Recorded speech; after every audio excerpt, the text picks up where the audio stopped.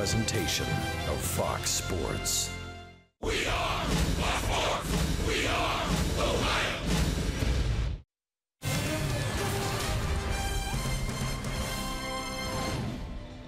Hey, the skies are clearing a bit. The rain has stopped. We're ready to play baseball in the Steel City of Pittsburgh as Fox Sports Ohio brings you Cincinnati Reds baseball. Tonight, game 2 of the 3-game set. It's the Reds against the Buccos. Hi, hello, and welcome to Pittsburgh, everyone. Along with the crafty left-hander Chris Welch and Jim Day, I'm George Grant. A whole lot to talk about tonight. The big news of the night, and we've been hearing about it for the last couple of weeks, and today it became official. Brian Price will have his option picked up by the Reds. He'll be back next year as the manager of the Reds after a 15-14 month, and the feeling in the clubhouse is maybe they're turning this thing around. Well, George, it's rebuilding right now, and I guess the thought process was that there's no reason to change managers while you're rebuilding, while you're figuring out who's going to be on this ball club, when they're going to contend, what they need to contend, and really probably one thing that was very certain for Brian Price, that they didn't judge him by wins and losses, which is fair because he didn't have a whole team this year. So maybe next year when his team's a little bit better suited to compete, we'll see what happens. We'll talk about that as the night progresses, but now to the game. You know, the Reds are now only 5 games back of the Pirates, trying to move into 4th place in the National League Central Division after they won 10 of the 14 games between these two teams, and last night the prescription was offense. Well, I mean, their offense is very good. There's no doubt about it. In fact, you stack this offense batter by batter from first to the very 8th spot in the order against anybody in the National League. You're going to have a hard time finding very many teams that are deeper with more power threats, with more ability to swing the bats from the left and right side of the plate. And last night they were getting it done. I mean, Jeanette alone, his at-bats for RBIs this year would be 3rd in the National League, right between Giancarlo Stanton and Bryce Harper, if he had enough at-bats available. So, I mean, the way they are crushing the baseball, they should give their pitchers a lot of big smiles going ahead to the mound. On the other side of it, the Reds, if they've had an Achilles heel this year, it has been pitching. 49% of the Red starters the last 3 years have been rookie starters. Rookie starters again on the mound tonight. Tyler Mahle gets the ball, Chris. Well, for the second time in 5 days against the same team, that's one thing you always wonder about. You know, do you have to change anything from your last time out? But when you speak of Tyler Mahle, I think the best word to use is balance. He's got balance in his delivery. He's got balance in his pitching arsenal, fastball, slider, changeup. And he's also got balance in being able to throw to both sides of the plate. And I think it's very important. I think he's much more mature beyond his years, only 22 years old. And I'm anxious to see him on the mound again tonight. No individual player scored more first-inning runs in the National League than Billy Hamilton, and Mahle would love to have Billy get it rolling again. The man with the happy feet got it started off strong last night. Can he do it again tonight? JD Jim Day will have that story next.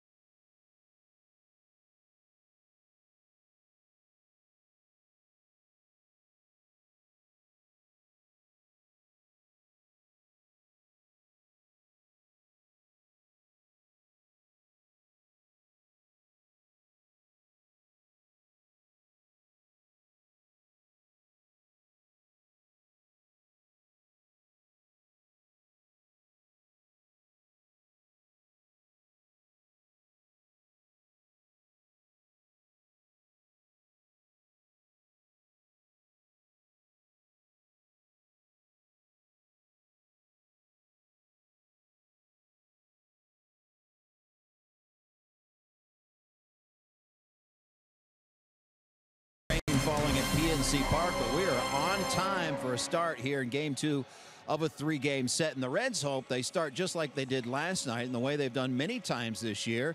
You know what they say, as Billy goes, go the Reds. Well, he got it going in the first last night with the single and then stole second base, and speed kills.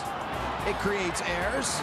On to third, Billy goes on the air, and then Joey Votto doubles him in. It was a 2-run first inning, and the Reds rode that to victory last night. Billy now with 31 runs scored in the first inning. That is second most in all of Major League Baseball, behind D. Gordon. Now, where does that stack up as far as Reds history goes? Check out our IGS Bringing the Energy. He'll be closing in on history. Joe Morgan has the record. 35 first inning runs scored in 1974. Rose in 76. Vada Henson 1959. And Billy sitting 4 back of Morgan. 31 runs so far in 2017. 5 others tied with 31 as well. Reds hope the script is exactly like last night as Billy steps in on Fox Sports Ohio. Thanks, JD. We're ready to play baseball. Let's check the starting lineup for Brian Price and the Reds, sponsored by Menards. Billy Hamilton steps in with that .246 average, a league-leading 56 stolen bases. Cozart 2, Votto 3. Duvall, Scooter Gennett, Suarez. Philip Ervin gets the start in right field, and Turner and Malley will round out the starting 9. They'll face Jameson Taillon, Chris, a guy that has had an up and down couple of years. He spent a lot of time on the disabled list. This year, in fact, was out an extended period of time after testicular cancer surgery, and he's trying to get it back. Yeah, he's been bouncing around a lot, George, on that DL, not only for arm problems either, but he's a guy that has figured out a way to win. He had 104 innings last year. He's pitched 106 innings in the major leagues this year. And a guy that goes fastball, curveball mostly. Reds have seen him, so there are really no big surprises right now. This is the real measure of a pitcher when you face the same team several times in a short span, and if he's able to make adjustments to the hitters. And his career 1-2 with a 6.37 earned run average in 6 career starts against the Reds. Billy dumps this one into right field, heading towards the corner. Hamilton rounds first. He'll try to cruise into second, and he will. Hamilton starts it off with a double, and the Reds have, like they did last night, a runner in scoring position right off the bat. Last night they put 3 on the board against Garrett Cole. Here Hamilton sitting on second. Well, the second time in this at bat that Billy hit the ball hard. The first one was fouled down the line, but he comes right back and gets another pitch on the inner third of the plate, and he rips it fair. And just like last night, Billy's got it going here in scoring position. And here comes Cozart. Last night, Hamilton singled, stole second, went to third on an errant throw into center field. Cozart walked, and then Votto doubled to give the Reds an early 1-0 lead. Josh Harrison trying to keep Hamilton as close as he can to the bag at second. Josh only about 15 feet from the second base bag. Cozart in at .305 with 17 homers, 48 knocked in. Last night, after that walk in the first inning, had an 0 for 4 night. From the stretch is Taillon. Jameson now 25 years of age. A grounder down to third. It's a fair ball. And they call it foul. They called it foul. Teddy Barrett. And it was a late call. The throw by Freese came, and just a moment after that, the ball called foul. Right about on the line by the bag, Chris. Well, it was slowly hit. Maybe that was one reason why it took extra time to go. But, you know, it's where that ball goes right over the bag or not over the bag. Interesting, though, on that play, the third base, Billy Hamilton was moving on the throw to first base. So he's going to do his best to get over there. He would have easily been to third if the play had gone through. 1 ball, 1 strike to Cozart. Breaking ball drops in there. That's the home plate umpire, Angel Hernandez. John Tumpain is at first, Sean Barber at second, and you saw the crew chief Teddy Barrett down at third.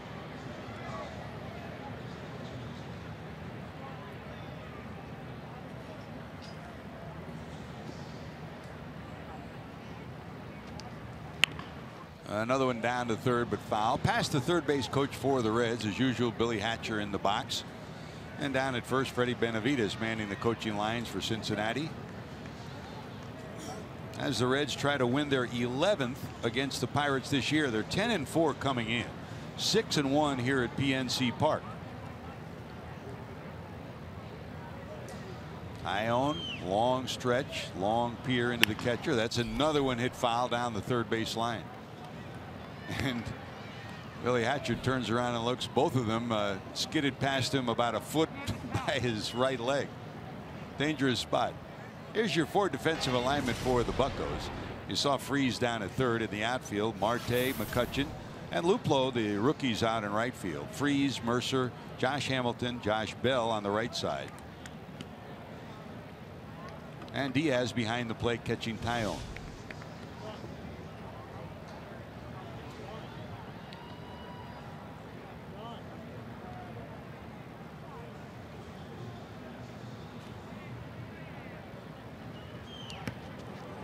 There goes Hamilton. Ball in the dirt. No throw by Diaz, and the Reds will get an extra base thanks to a wild pitch by the Pirate right-hander. So Billy's at third. The Pirates will keep the infield back. Well, Tyone has thrown his breaking ball a lot already in this first inning, and he hasn't had any swings and misses. They've had hard hit foul balls. They've had foul backs, and I think he just tried to put a little extra spin on that one. He bounced it in front of home plate.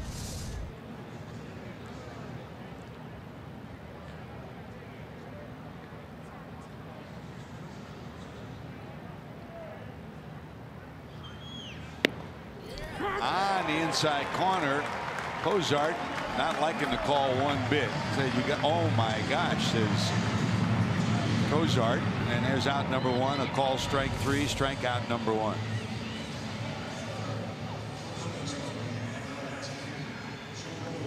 I'll tell you, the home plate or the catcher Diaz did not think it was a called strike because he was pointing down to first base to get maybe verification as to whether Cozart went or not. So maybe Angel Hernandez is the only one out of 3 that thinks that was a strike. So Hamilton still anchored down at third. Infield back normal depth. And here's Joey Votto with 312, 34 homers, 92 knocked in. A pop up behind short. Might be deep enough. Hamilton tagging. He'll take 3 steps, and Mercer's throw will be right to the plate to the cutoff man Freeze. So in 2 pitches, what looked like a sure Reds run, all of a sudden with no outs. Now there's 2 outs and a runner still sitting on third.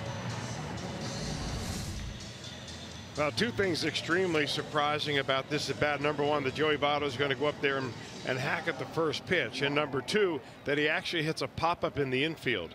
He averages about 2 of those every year. So you saw something you don't normally see with Votto there, especially with a runner at third base. Remember the last time Votto faced Tyone, that was a game he walked 5 times. Here's Adam Duvall, 254, 31 homers, 91 knocked in. Last night in the first inning, Votto had that double that played at 1. Duvall followed him off with a double to center field and made it 3-0 Cincinnati. First of 2 hits and a 2-for-4 night for the Reds left fielder. Over shifted to the left side are the Pirates. And a breaking ball, swing and a miss, and it's 0-2.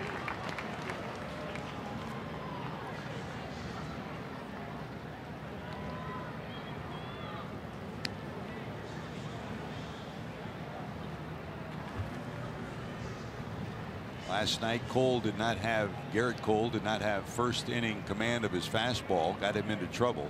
Here Tyone's trying to bounce back after a rough start, relying mostly on that breaking ball. Well, he's got a good one, and it's more of a curveball than it is a slider. And you know, pitchers always are a little bit skittish, I think, when they face the same team back-to-back times out there. And Tyone used actually a lot of fastballs his last time out against the Reds. Maybe he's just switching things up a little bit. There's the 1-2. That's a call, strike 3. How about that for a bounce back for Jamison Tyone? Runner on third, nobody out. Strikeout, pop up, strikeout, and he's out of trouble.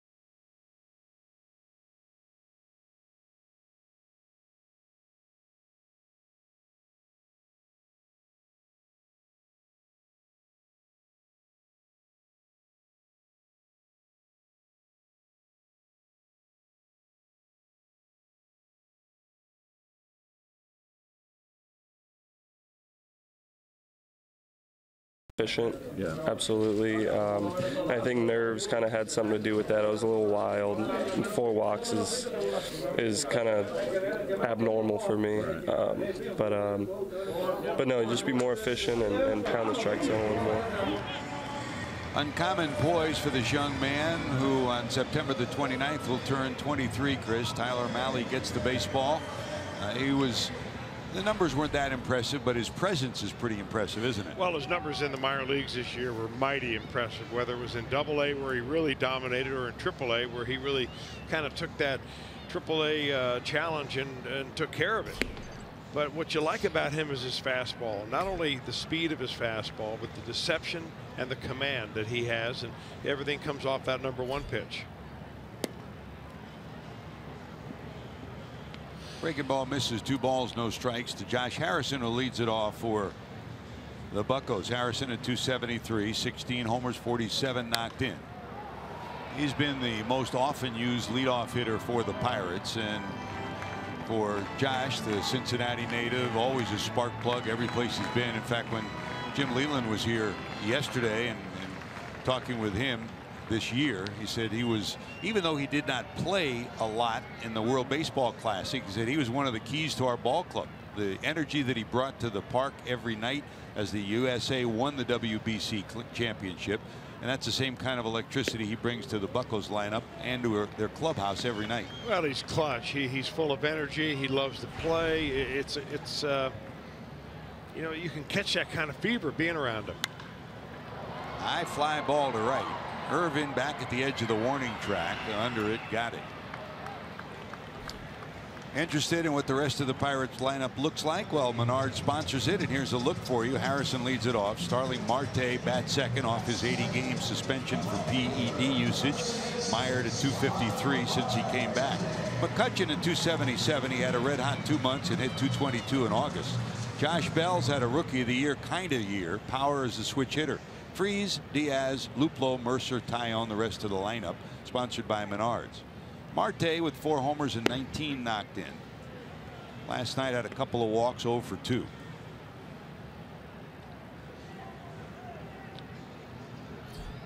Reds have always handled him pretty good. He's only a 238 lifetime hitter against Cincinnati.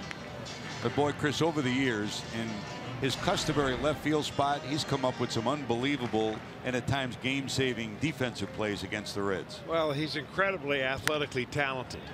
Looped into right. Here comes Phillip. He won't get there. It'll drop in front of him for a base hit. The question about Starling Marte is his commitment to playing Major League Baseball, commitment to his team, and commitment to doing the right thing. And I'm not only talking about the suspension that he had for 80 games for PED use. I'm talking about sometimes when we watch him hit a ground ball and he jogs to first base. Now Marte's down at first. And here's Andrew McCutchen. McCutchen in at 277, 23 homers and 74 knocked in.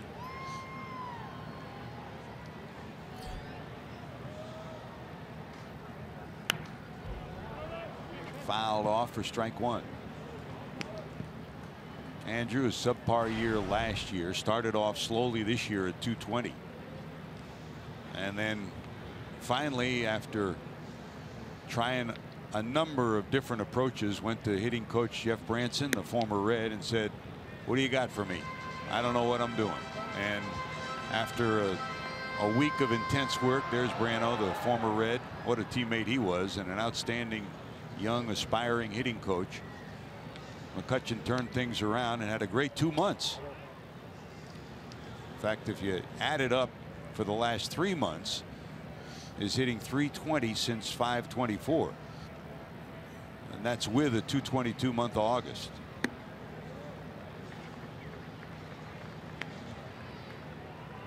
Take a look at how it's gone month for month.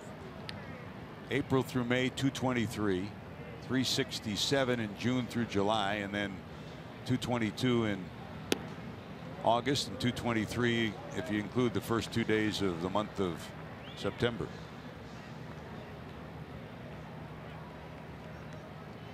And Chris, what he wore on his shoulders, here's the 3-1 delivery, is rumors that he was going to be traded all last season, then during the offseason. I tell you, you can say what you want, but he handled all that pretty well, considering. Well, he did, George. It was like being demoted and being, having to show up to work the same day but go to a smaller office. And that's the way he felt about being moved from center field, and also being moved from the number 3 spot in the batting order. Malley from the stretch. Marte's going, and it's fouled off on the 3-2 delivery. Kind of takes a little of your swagger away when that happens. And I don't think the ball club meant to do that, but they were believing what the defensive metrics were saying about McCutchen, that he doesn't get to as many balls as the average center fielder, and he used to be above average, so maybe it's time to move him somewhere else. Try it again, 3-2. Marte going again, 3-2.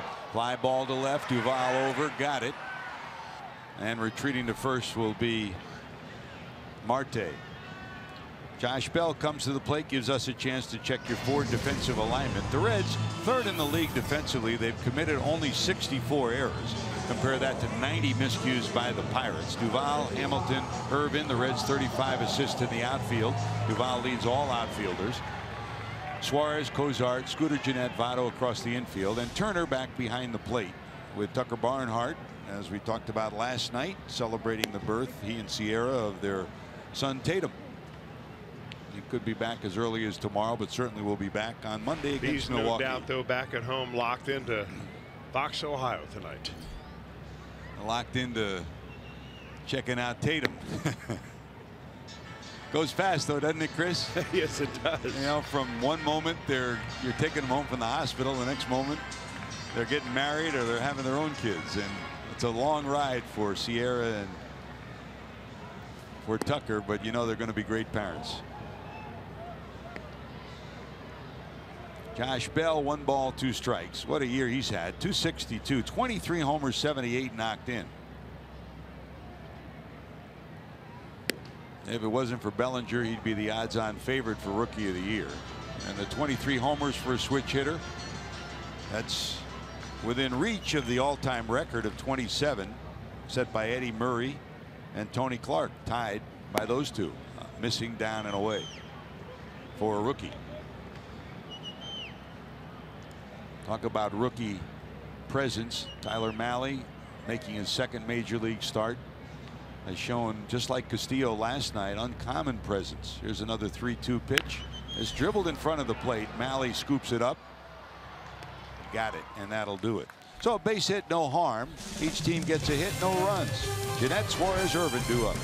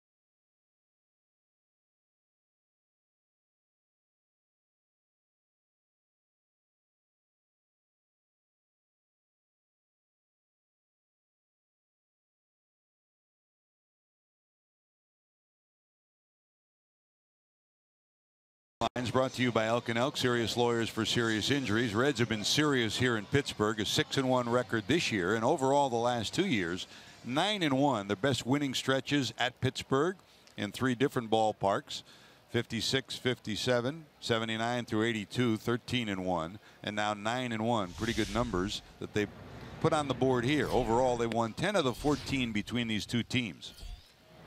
The Reds come in to tonight only 5 games back of Pittsburgh. And Chris, you know, you look for small victories. They have a 15 and 14 month of August as they turn the page into September. They'd love to be over 500 in September, but do you put your sights on the Pirates? Well, I think you have to decide how you want to play out the month of September. I mean, do you want to try to build on what you did in the last month when you had the 3rd winning month under Brian Price's tenureship, and kind of keep that going a little bit, maybe take that momentum into the offseason? I think some guys individually have things to be working for. There are guys like Scooter Gennett, who are arbitration eligible. You know, you always want to use the month of September as your kind of salary drive year, or your salary drive month.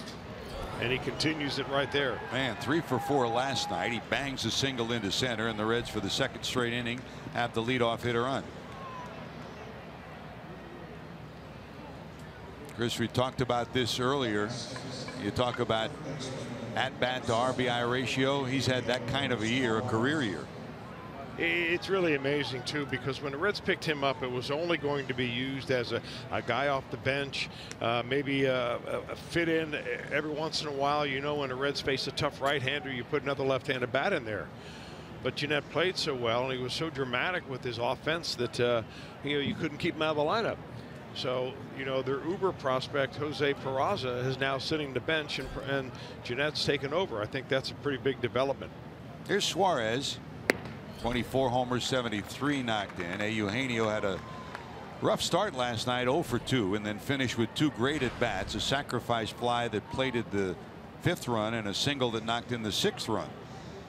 A year ago, probably he would have been 0 for 4 after 2 strikeouts, but his maturity showing, his development showing, and he had 2 good at bats after 2 poor at bats to start the night. Well, I mean, he just looks so much more confident at the plate. Watch how he takes pitches. I mean, the pitch recognition is one of the biggest things that they have to make a transition from minor league to major league, because there's so many pitchers that are just off the corner up here, where in the minor leagues they're bouncing them in the dirt. So you're prone to swing at those marginal pitches until you realize that they're not strikes.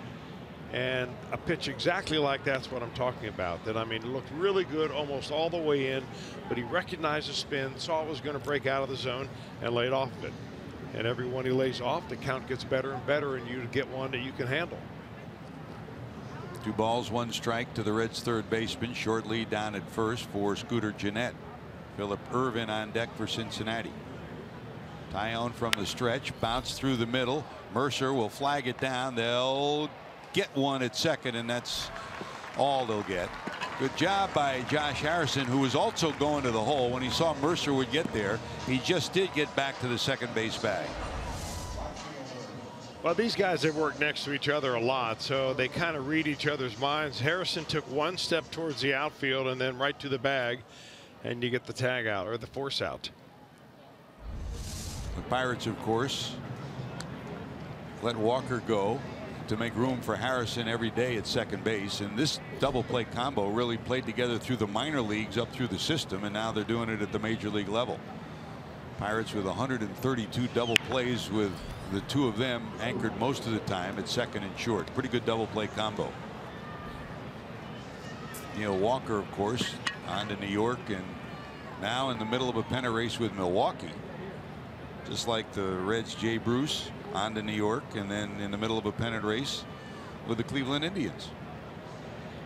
Here's Phillip at 400, 2 homers and 6 knocked in. Locked him up inside, a swing and a miss. No balls, 2 strikes. You never know when the opportunity will come, and for Philip Irvin, he had hoped at spring training he'd get a chance this year. He was recalled on the 25th of August when Jesse Winker was disabled. For the Bats in Louisville, 7 homers, 40 knocked in 99 appearances. Gets the start in right field tonight.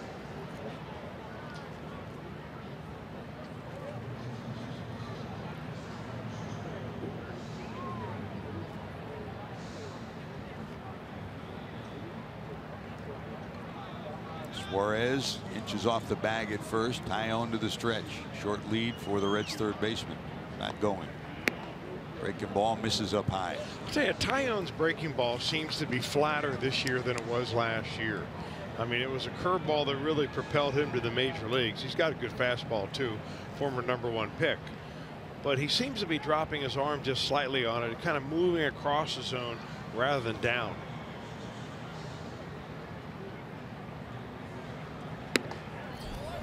That fastball was up high. And it's another full count, 3-2. Nibble, nibble, and all of a sudden you go from 0-2 to 3-2. Here's what he does. He throws a fastball, plenty of steam on it at 95.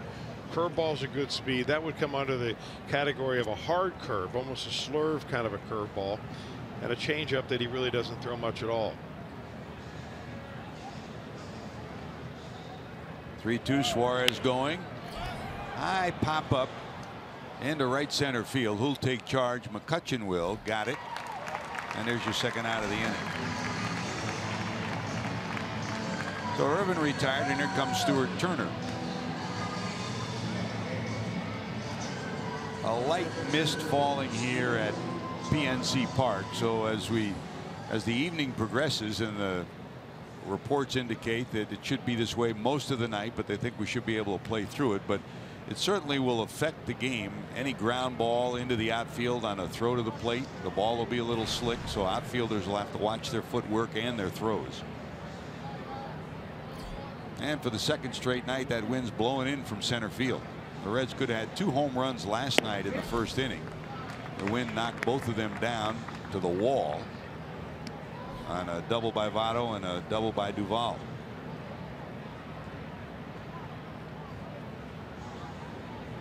As my coach at USC, Rod Dedeaux, used to say, just the way we like it, wet and windy. When was it ever wet and windy at USC? In Omaha. Oh, okay. It was always that way. College World Series time, you'd have 3 or 4 days of rain, never failed.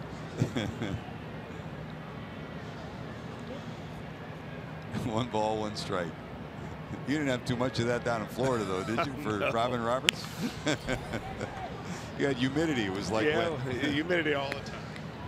Easy to throw your breaking ball down there, wasn't it? Well, I think the problem, though, that Tyone and his breaking ball should be under some consideration is falling in love with it and throwing it too much.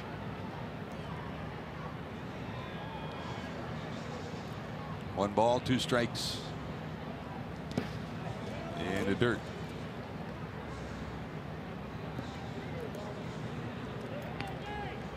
Cervelli's on the disabled list. Stewart got the start last night, and Diaz gets the start here tonight. 3 catchers on this rotation for the Pirates right now. Pirates AAA club in Indianapolis has made it into the Governor's Cup finals, winning their division in the International League. So those call-ups won't come until they're eliminated or they go all the way to the AAA World Series at Scranton-Wilkesburg.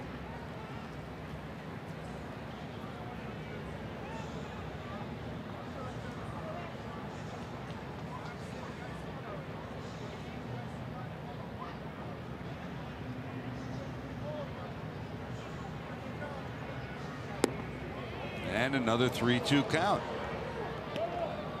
Well, Tyone's trying to figure out how far he needs to throw that curveball inside, aim it inside, in order for it to go across the plane of the plate.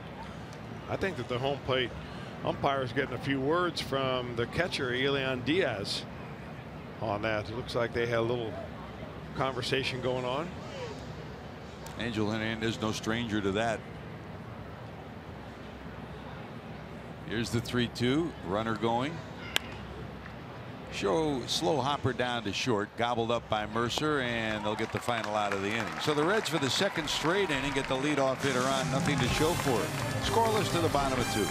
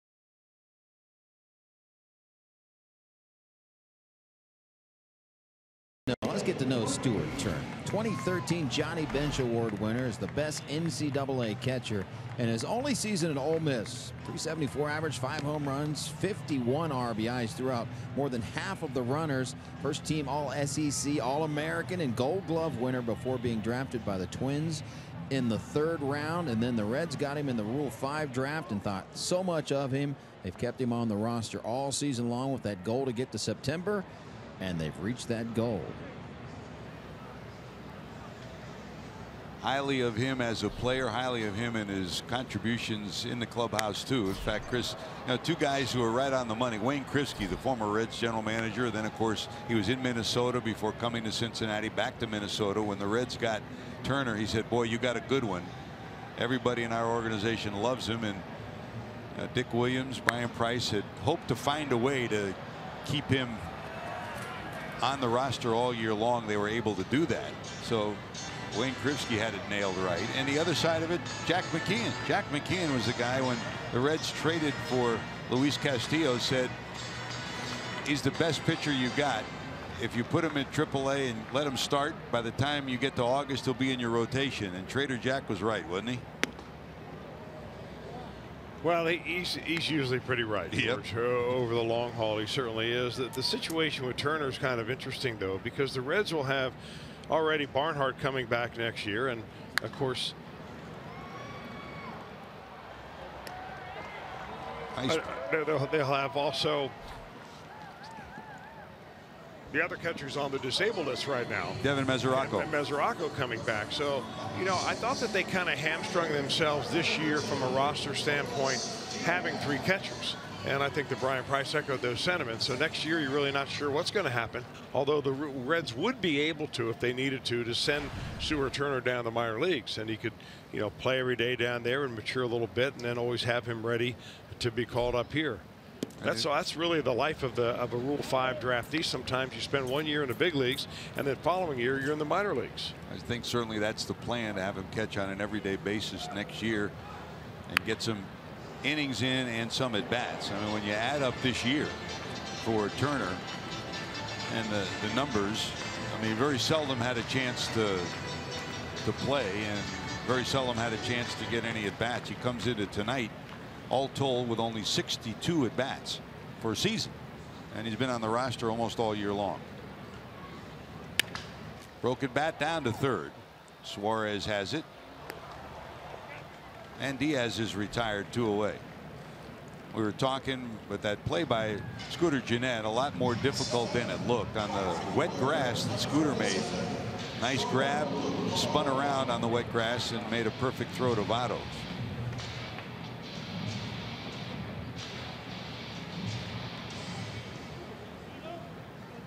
Talk about RBI ratio to at bats. Scooter's numbers have been impressive on that list that you saw. Giancarlo Stanton was on it after 51 home runs coming into tonight. Guess what? He did it again, Chris. Home run number 52. What a second half he's had. Boy, you're not kidding about that. Woof.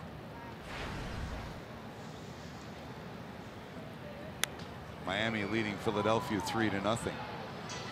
And they're talking about trading him in the offseason. Yeah.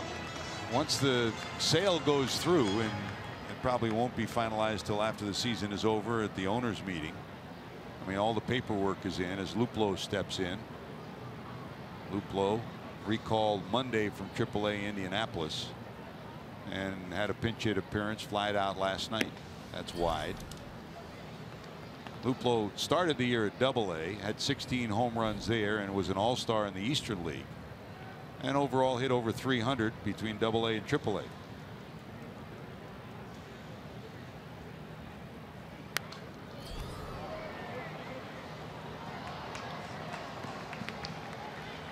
Now, when you pay $2.2 billion for a ball club, as the Jeter Group has done down in Miami, a lot of decisions to be made. We'll see if they keep Stanton or if they turn him around and wind up with some other players to supplement a roster that they hope at some point in time can contend. I mean, going into tonight, Miami's 15 games back of Washington in the East. They're 2 games under 500. 3-2 pitch coming up. Another wide one. Luplow with 2 away here in the second. Jordy Mercer on deck.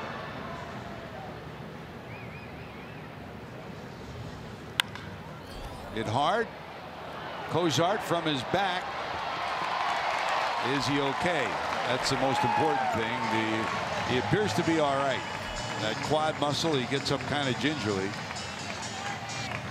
Scooter seemed to ask him, "Are you all right?" He shakes his head yes.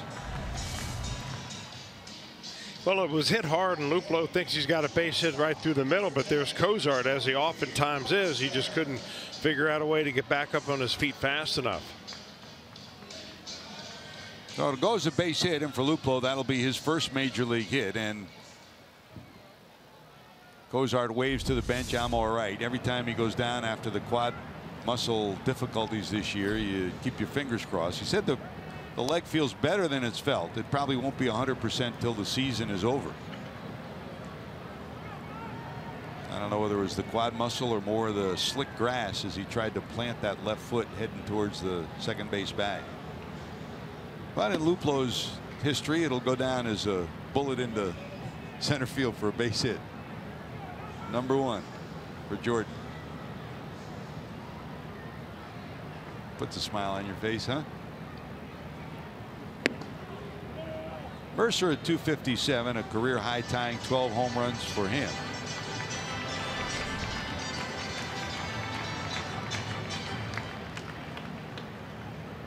Jordy made his major league debut against the Reds when he came up in 2012.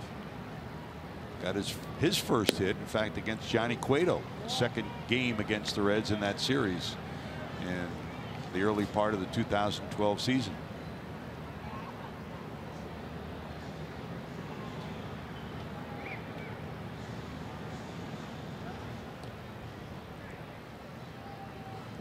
We often joked about your dad watching games with you at the old ballpark in Cincinnati. It's interesting. Jordy's mom and dad bought a motorhome and followed him all over the minor leagues to watch him play. Came to Cincinnati to watch him play.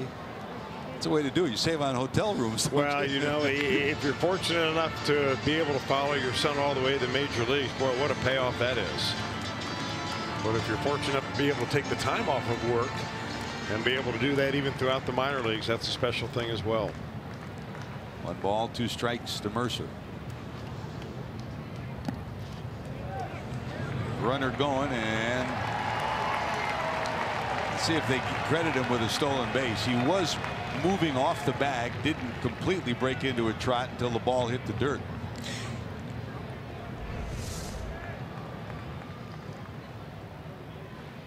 They're scoring at a wild pitch, so no stolen base for Luplow. 2-2. That's a call, strike 3. So Malley gets his first strikeout. Runner stranded at second. We're going to the third. Tyler will be up first.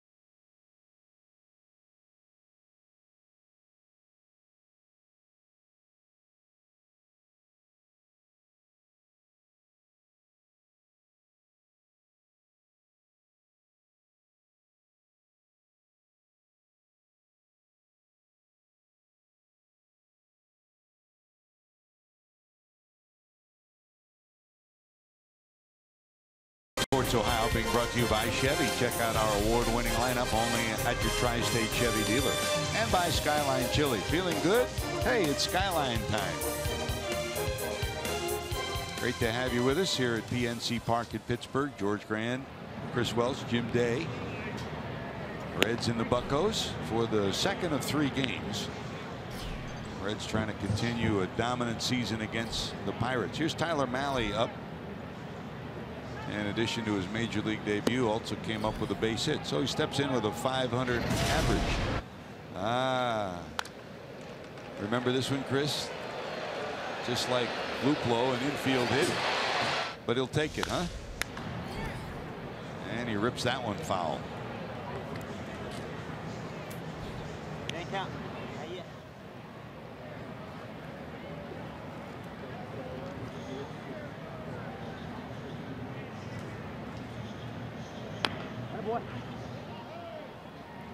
He even hangs in on the breaking ball. Hey, he's got a pretty good idea up there. Well, he's thrown enough breaking balls. He wants to hang in on them.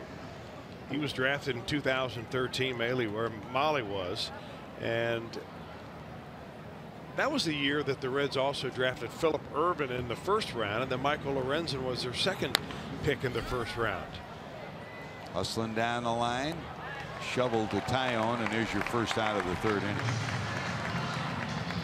MLB.TV every night, every device. Watch every out-of-market regular season game live. Plus, get a free subscription to At Bat Premium, the #1 app for live baseball. Blackout and other restrictions apply. Visit MLB.TV for details. Hey, George, I want to correct something I said last night about the Reds minor leagues, none of them going to the playoffs. I was dead wrong on that, and I knew that as soon as I said it, but I checked it up later. That the Dayton Dragons will be starting their playoffs on September the 6th. They'll play against the Western Michigan Whitecaps, and Pensacola also going to the playoffs. They're playing also September 6th. I think they take on the Jacksonville Jumbo Shrimp. So playoff baseball for a couple of the Reds minor league affiliates. Hey, boy, Pat Kelly's done a remarkable job down at Pensacola the last couple of years. Look at the players that have come through there, and not only have they come through and progressed, I mean, they've gotten better as minor league players, but they've won at the same time too, and that's a great combination, growing and learning about winning. Fouled off by Billy Hamilton. Hamilton doubled to right, went to 3rd on a wild pitch in the 1st, but was left stranded there.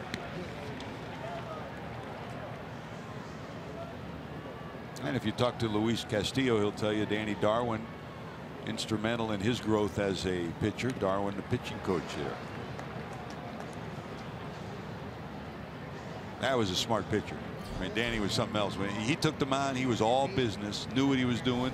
Talk about reading the hitters, reading swings. Tough guy too. Yeah, what a teammate. You just knew it was going to be a battle when he was on the mound. And I think if he can impart a little bit of that, you know, to some of his pitchers along the way, I mean, that's part of being a pitching coach. It's not just drawing X and O's and trying to figure out his mechanics and which pitches to throw. It's kind of the mental side of things as well. Jeff Fassero and Danny Darwin have done it at the big league level for a long time. That's way high. You know, and even during our career here, Chris, a couple of guys who have become very valuable pitching coaches, Elmer DeSantis, Seth Etherington, who we saw play here for the Reds. That's blooped into center. Here comes McCutchen, and he got it.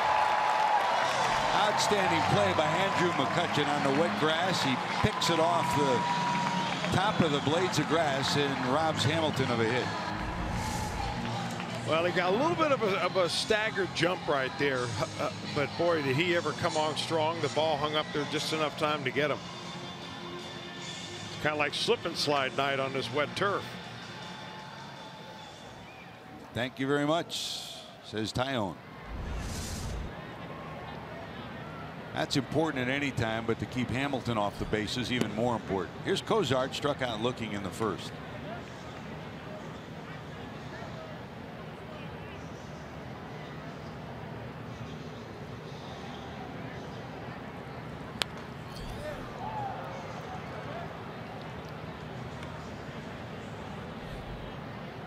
Cubs won 14-12 over Atlanta this afternoon. The Giants 2-1 winners over the Cardinals. Tonight, Milwaukee and Washington are scoreless in the third. And Miami still leads Philadelphia 3-0. Dodgers and San Diego. Padres won that one 6-5 today in the first of a pair.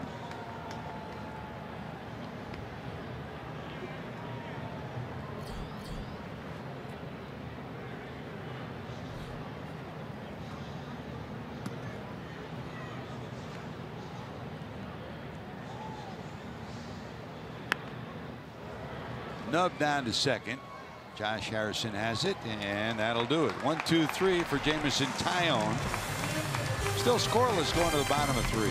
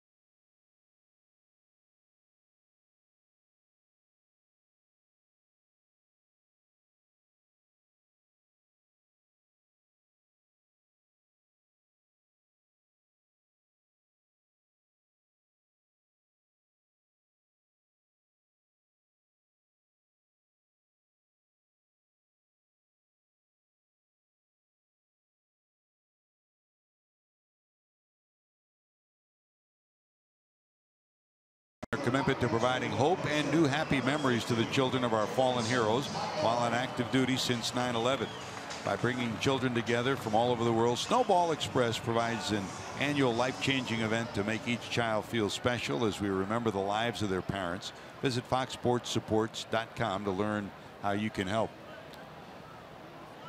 Everyone associated with Fox Sports wearing lapel pins to commemorate that effort here today, and of course all during the month of September we continue to fight the battle and the effort to eradicate childhood cancer.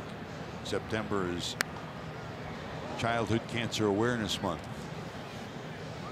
And of course we want to send our love and best wishes to everyone in Houston as they recover from Hurricane Harvey. Swing and a miss by Taillon, and there's one out. That's back-to-back strikeouts for Tyler Mahle. You know, one thing I've noticed here about Mahle in the first couple of games he's pitched is that his fastball has a certain amount of deception. Hitters are behind it, and we've seen a lot of right-handed hitters go foul ball down the right side. Not only the opposing pitcher, Mercer did that, Harrison did that, McCutchen did that before finally getting a breaking ball on a line drive to left. That fastball is deceptively on you before you know it. Nice easy delivery, has a lot of life. Now, we were talking about Jeff Branson earlier, the former Red and now the hitting coach here, as Josh Harrison steps in. He flat out to right to the warning track first time up. And Branson said his Pirate batters are coming back last night, and they said they saw and they recognized the changeup from Luis Castillo, but they said this guy's changeup is as nasty as we've seen all year. So it's one thing to recognize it, it's something else. He said it's just diving out of the zone. And you chronicled it with the 5 strikeouts at the end of the game last night, but it's one thing to have location, but it's something else when that changeup is something special. Well, as long as he gets the results that he's gotten with it, they can recognize it all they want. I think it's more like they say they recognize it. Center field, Hamilton back, looking up, and he got it. He held on. He robs Harrison of at least 2. What a catch by Billy Hamilton. He does it again.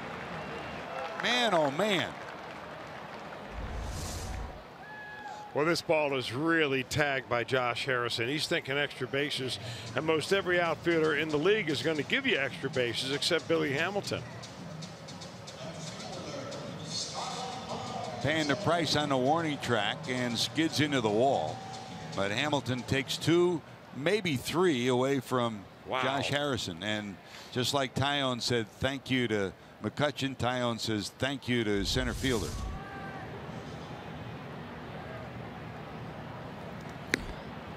Well, he should have a stolen base title, and he should win a Golden Glove this year, the Red center fielder. And the Reds, Chris, defensively, there have been a couple of blips on the radar screen this year, but the play of Billy in center field, the assist from Duvall at left field, the tremendous defensive capabilities of Tucker Barnhart behind the plate, Cozart solid at short. This has been a team defensively that's been outstanding most of the time.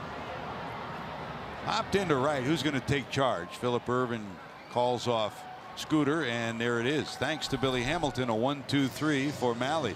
This deserves another look, huh, Chris? A dandy by Billy.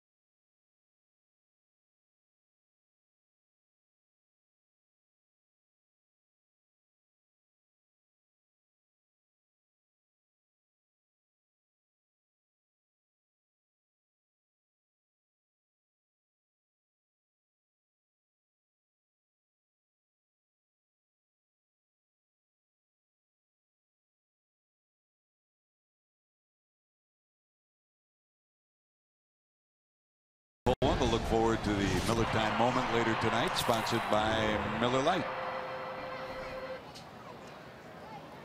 There's Joey Votto facing Tyone for the second time. Votto popped to shortstop first time up. Last time these two met, Votto walked 5 times against the Buccos. That was that stretch where it was like the walking man Eddie Yost for 3 games in a row. In that game, Tyone only went 4 innings, and he threw 108 pitches in 4 innings. Of the 108 pitches he threw, 31 were to Votto. That can blow up your pitch count pretty fast when you face a Joey Votto. Well, it can be very frustrating too, because I would imagine a couple of those at bats began 0-2 on Votto, and then Tyone begins like most other pitchers, nibble around, and pretty soon you've got a full count, and Votto just starts jogging down to first base. 2 balls, 1 strike. 2-2. So you got to figure that Tyone and his pitching coach got together, catcher gets together and say, hey, it's going to be different tonight. We're going to come right after this guy and make him put the ball in play. Well, he shook off 5, so he had to come back to the same one again. That's a foul ball. Even Bob Walk didn't have 5 pitches. Oh, he had more than that. That was just with one hand. Walkie, a broadcaster here in Pittsburgh, he would invent pitches in the middle of a windup, wouldn't he? Better believe it. Nothing wrong with that. What a great talk about competitors. A great joy to be around. Of course, he sits next to Brownie doing the Pirate games. And in the other booth, another great pitcher. Here's the 2-2. Tyone trying to get the leadoff hitter here in the 4th. Hamilton led off with a double in the 1st.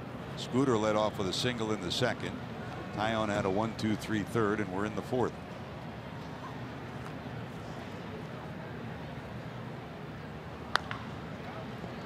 Backhanded by Bell. And they'll get Votto. Well, rough turf, wet turf in the outfield, but that doesn't bother McCutchen with a brilliant catch on a line drive to center, or Billy Hamilton on a brilliant catch to right center field. 2 great defensive plays by 2 outstanding center fielders.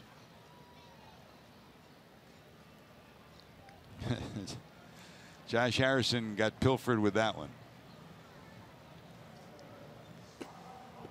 What can I do? He's done that to a few people too.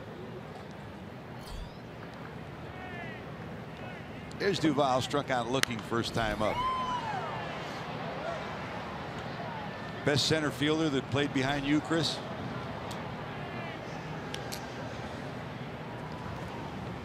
So let's see now, George. That's Andre Dawson, without a doubt. Yep. I had a checklist off a couple of different teams I was on now. Got to give me a little warning on some of those. Yankee minor leagues had some pretty good ones too. Rupert Jones was a good center fielder. Rupe was pretty good. Willie McGee played center field for me. That's what I was thinking of. I thought maybe you'd say Willie. Boy, he could motor, couldn't he? 1 ball, 1 strike. That's in there for strike 2.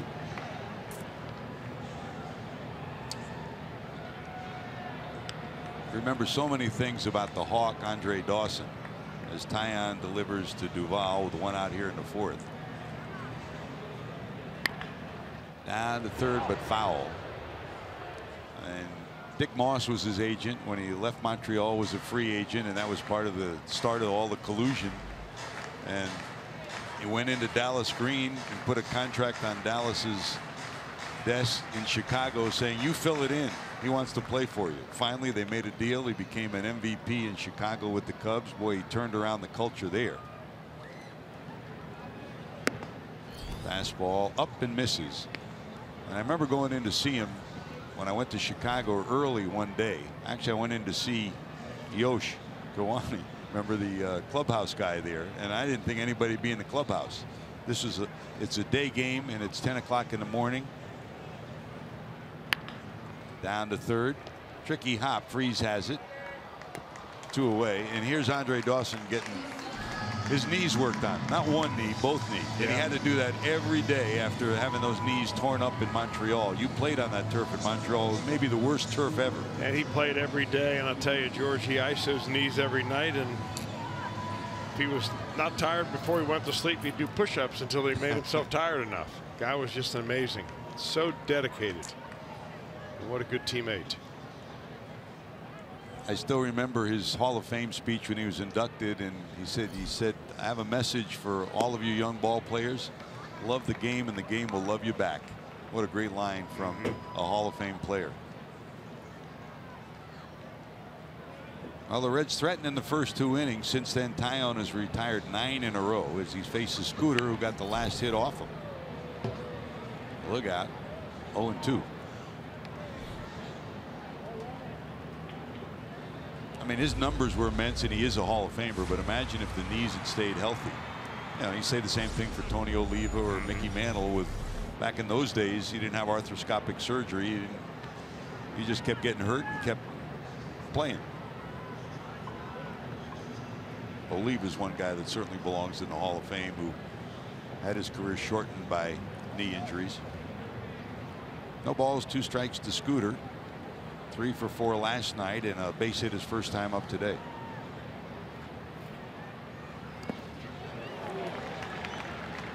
Breaking ball in a perfect spot. That's a strikeout for Taillon. He's retired 10 in a row. We're still scoreless. McCutchen will lead it off when we return.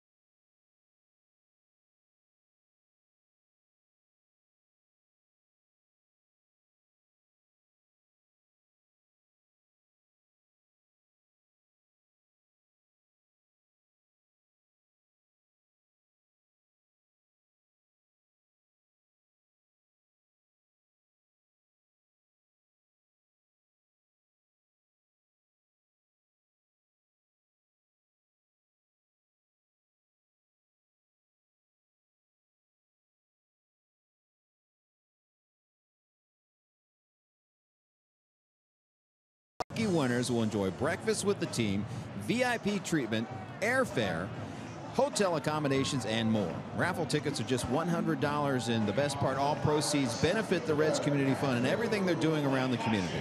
Call 513-765-7700 or email raffle@reds.com to purchase today, and that will be a cool experience. Another tremendous community fund endeavor by Charlie Frank and his community fund crew. And these two franchises, really, the Pirates and the Reds, have really led the way in community fund participation for their fans and for great causes. Malley to McCutchen. That's a shot down to Cozart, like on a rope across the infield, and there's one away. If you joined us late, the big news prior to the game today, Jim Day, it looks like Brian Price is back next year, huh? Indeed he is. It was at midseason they started talking about picking up that option, and one thing that stood out with this team, obviously the starting pitching and at times the bullpen has been the problem for Brian Price, but this team never seems to give in. They have played hard. They've played the game the right way. And, you know, a sign of a team that's given up on their manager is giving up late in games. And they certainly haven't done that. He's got a good nucleus of an offense to work with. They can fill in some positions with the starting pitching next year. They could certainly move towards having a better 2018. Kind of sends a message to the pitchers that are there. Sometimes when you have a new manager, you know, you can start from scratch, but these pitchers now know that he's going to be back, and if you want to win a spot in this rotation, you better perform now. Bell sends this foul down the left field line, and the Reds have not confirmed or denied anything. No statement from the Reds, but the Cincinnati Enquirer did report it earlier today, and I mean, it's no secret that there have been talks going on. Yeah, and I think and we'll find out when we talk to Brian, but I think he's happy that the news is coming out. Malley takes care of that. Bell's retired, and there's 2 away.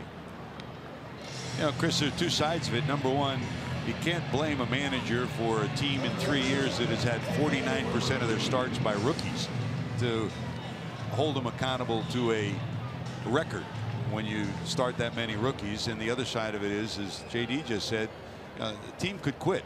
This team hasn't quit. Well, they have not, and that's the one thing about them, is that they played hard, even though half the time it seems like they're taking at bats when they're 4 or 5 runs down, and that could really even be in the 3rd or 4th inning. So, you know, the way they go about their business is impressive. The wins and losses are not, but you know, you can point your finger at a lot of things that the Reds could use improvement on, but really it's only one or two things, and that's starting pitching and bolstering the bullpen. I think they need a couple left-handers in the bullpen. Maybe they can find them between now and next year, and I think that they don't want to lose Brian Price's pitching expertise either, because if that's the need of this ball club, he might be the right guy to keep around, because that's where they need to strengthen. Of course, Brian Price was originally kept on the job by Walt Jocketty, who no longer is the general manager. He's the executive assistant to Bob Castellini and still advises Dick Williams. And Dick Williams' decision, along with Bob Castellini, reflects also, Chris, the fact that, you know, it takes a while for a new general manager and a manager to get to know each other too. So the question is, do you bring in somebody who's appreciably better on a team that isn't ready to win right now, that doesn't have a dominant starting rotation? He's found a way to help people get better, and as a guy from a pitching standpoint, the Reds have decided he deserves the opportunity to continue that growth. Freese punches one into right. That's a base hit, 2 away, runner down at first.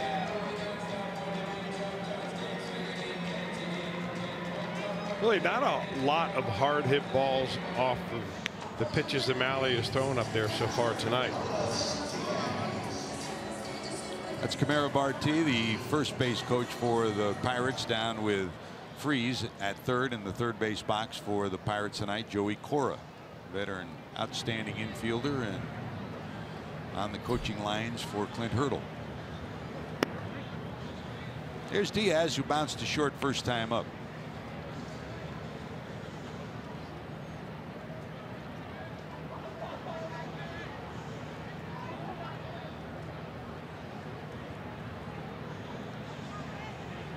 Our good buddy Chris, the late Gene Bennett, who just passed away this past month, always used to say, he said, Mr. Hauser told me and Mr. Rickey told me the only way you're going to survive in Cincinnati is to draft well and develop well, because you have to continue the pipeline, and that's certainly the key that the Reds have tried to put their stamp on. In a smaller market, difficult to compete with the larger market teams in terms of dollars, so you've got to find a way to get the most out of players that you draft well, and then develop them well. That's the challenge that Brian Price, Dick Williams, and this whole Reds organization has. Well, I think what you have, George, is a commitment to have most of your roster come from within. You know, within your organization, either brought up through the minor leagues or traded for or drafted for as minor leaguers. And then when it's time to fill in those extra spots that are open, that's what you want to be able to do, you know, to make your team right over the edge competitive. And I think the Reds are on their way. Another nice play by Scooter on a skidding hop down at second. Runner stranded. We're still scoreless going to the fifth.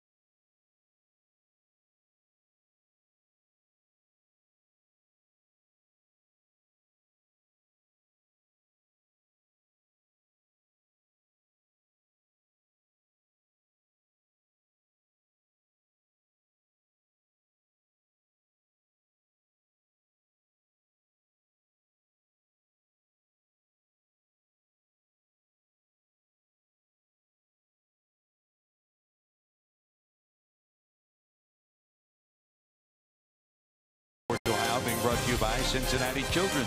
changing the outcome together. And by your local Ford dealer. Ford, go further. Hey, don't forget, the opening weekend of college football continues tomorrow as Texas A&M squares off with the UCLA Bruins at the Rose Bowl. It all starts at 7 o'clock Eastern on Fox, or watch it live on Fox Sports Go.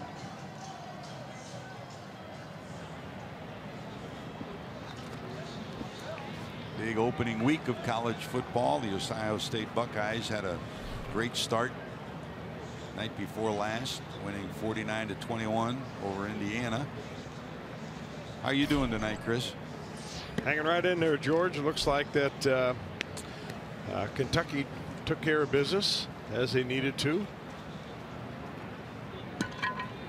Cincinnati off to a good start, waiting for University of Louisville to finish their ball game against Purdue. They're tied right now. It's a big weekend here in Pittsburgh. Pitt a winner today, and Penn State a big winner as well. Here's Eugenio, bounced into a fielder's choice first time up. Big swing and a miss. 1-2.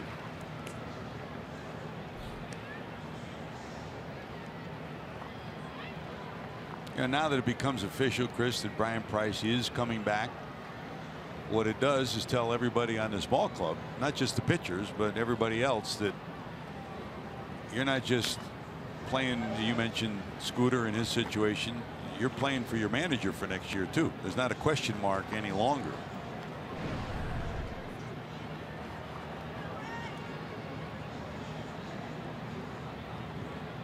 Suarez, Irvin, and Turner due up here in the 5th. Pirates overshifted to the left side of the infield. Down and away for a ball.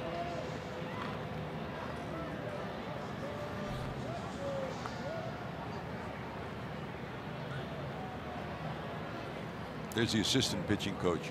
Maybe he'll be back next year. Wouldn't that be great? I don't know that you can talk him into it, but he'll be around for spring training, and going to be great to honor him back home the last week of the last homestand at the ballpark. Bronson Arroyo. A little concert, a little thank you to a guy who's been talk about great teammates. One-handed swing to left. Marte back, reaching up, and he holds on. Let's go back to Brian Giesenslaw. He's got a game break from our Fox Sports studios in Cincinnati.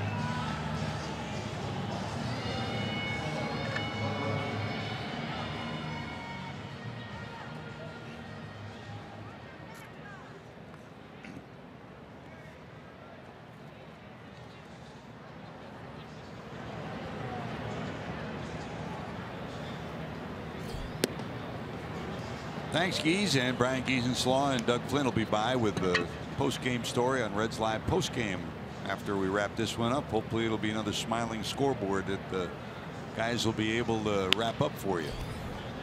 One away. Here's Phillip Ervin flying to center first time up.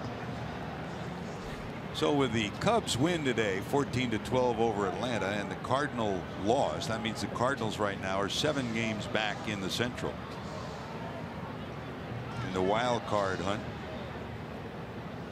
they're now 4.5 back.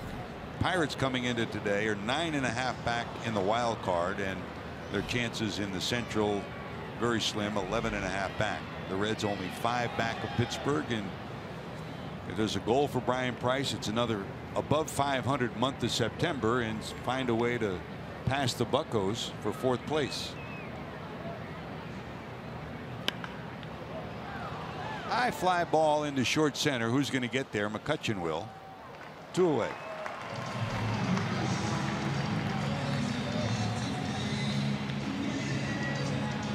Fly ball kind of night for Taillon tonight, huh? Well, he's got the high fastball that he really lives and dies with, and that makes the curveball very effective for him because he starts it at exactly the same plane. This is not a bad ballpark to be a fly ball pitcher in. Much fairer to pitchers than Great American Ballpark, especially when the weather's hot. Especially when the wind blowing in here as it has the last 2 nights at PNC. Reds opened this ballpark in the very first game against the Pirates. A rocket behind second. Diving stop by Harrison. What a play by the Pirates second baseman. Josh Harrison got robbed on a great play by the Red center fielder. He turns the trick around on Stuart Turner. 12 in a row retired by Tyone thanks to this play by Josh Harrison.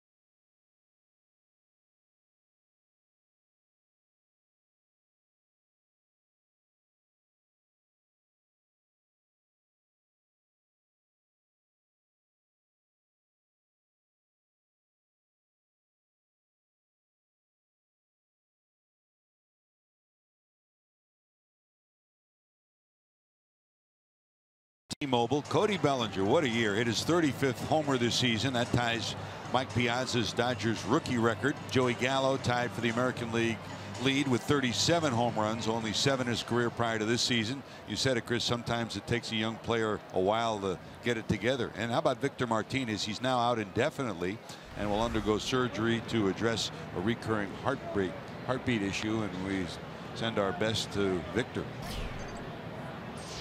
Here's Jordan Luplow, first major league kid, an infield hit back in the second.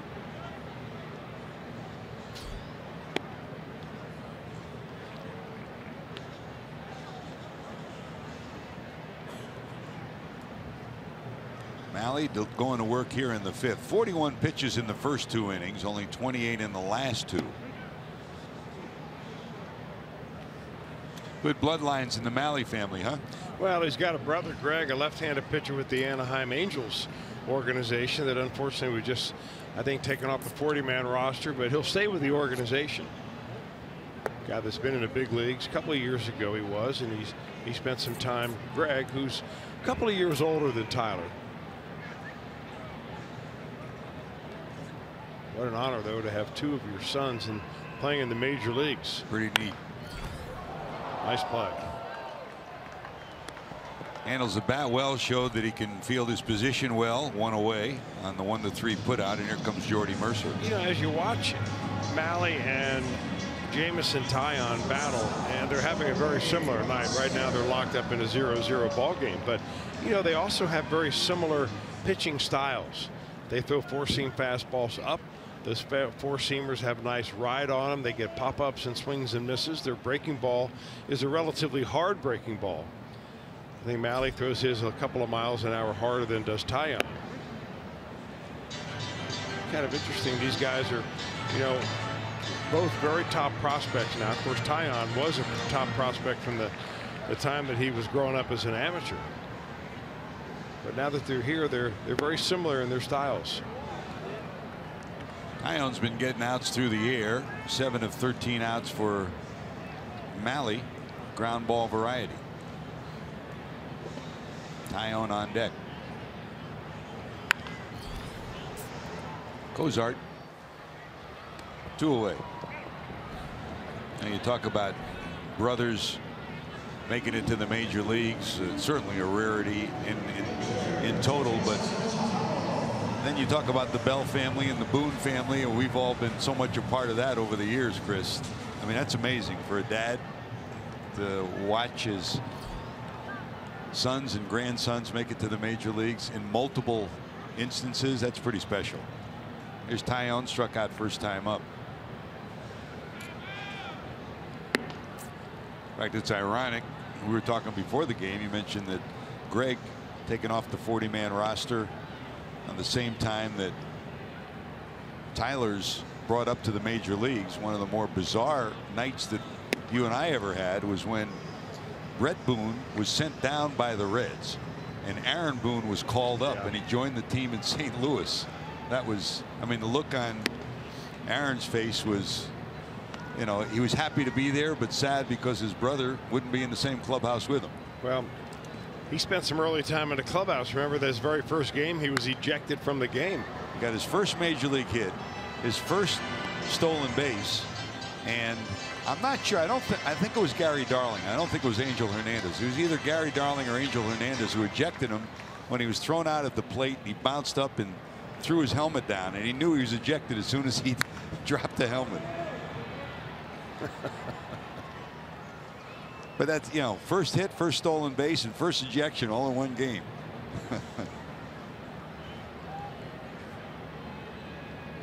Talk about great teammates. Both of the Boones were, all the Boones were.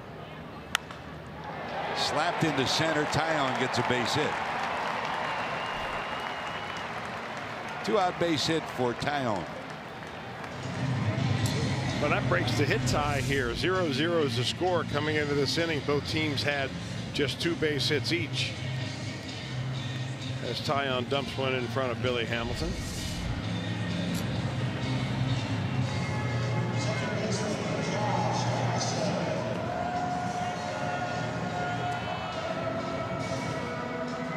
Not often, but with the rain coming down on a chilly night, Taillon will grab the jacket.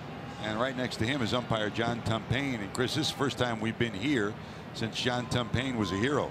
Remember earlier this year, he wasn't with this crew. He was on another crew, but he was the umpire that coaxed a young lady off the bridge, the Clementi Bridge from downtown here. She was attempting to commit suicide, and he saved her life. Fly ball down the right field line towards the corner. Long run, Irvin. It's a foul ball.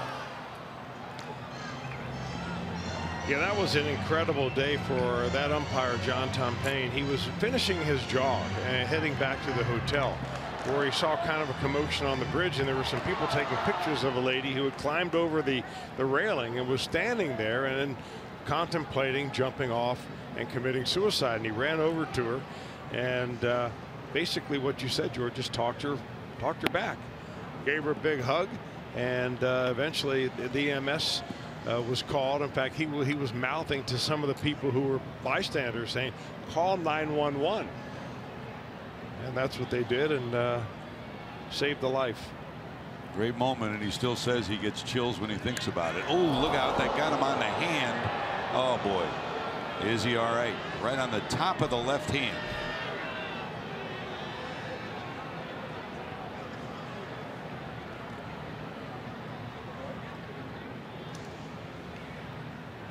Always hit by a lot of pitches. Josh Harrison gets clipped on a pitch. It wasn't far from being a strike, but the way he dives into home plate. Yeah, we talked last night about his style of hitting and how he starts well far away from home plate and kind of moves in towards the plate with every movement. His body, his feet, and of course his hands. And it makes it very difficult to get out of the way of this when you're moving towards the plate.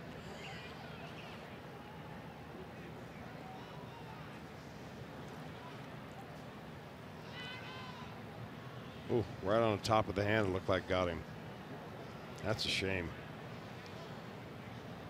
There's so many small bones in your hands, right around the knuckles, between there and the wrist. And the hands are so important to hitters. I've always wondered why there hasn't been more of an effort to try to design some kind of protector that'll be comfortable enough for the player that he'll use it, but also be enough protection that they'll, be able to have some of those blows that would be, direct blows, more glancing variety. Well, he passed the test. He's going to stay in there, and he'll get a nice round of applause. You got to really hurt that guy to get him out of the lineup. So Jay Hay goes down to first. That's the first runner in scoring position since Luplow singled in the second and went to second on a wild pitch. So some two-out trouble for Tyler Mahle. A base hit by the pitcher and a hit batsman to Josh Harrison for the 23rd time he marches down to first. You saw the graphic. He leads the major leagues in that category.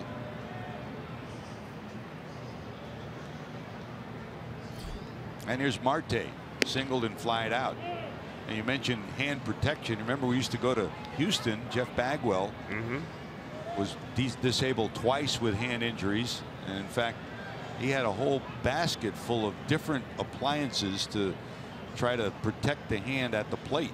Now it's common for players to use gloves like that to protect their hands sliding into bases. There's Mahle to the stretch.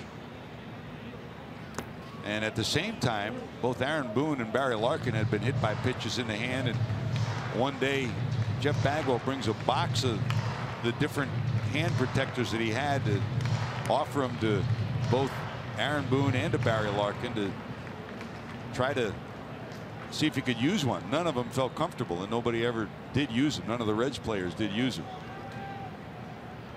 1 ball, 1 strike.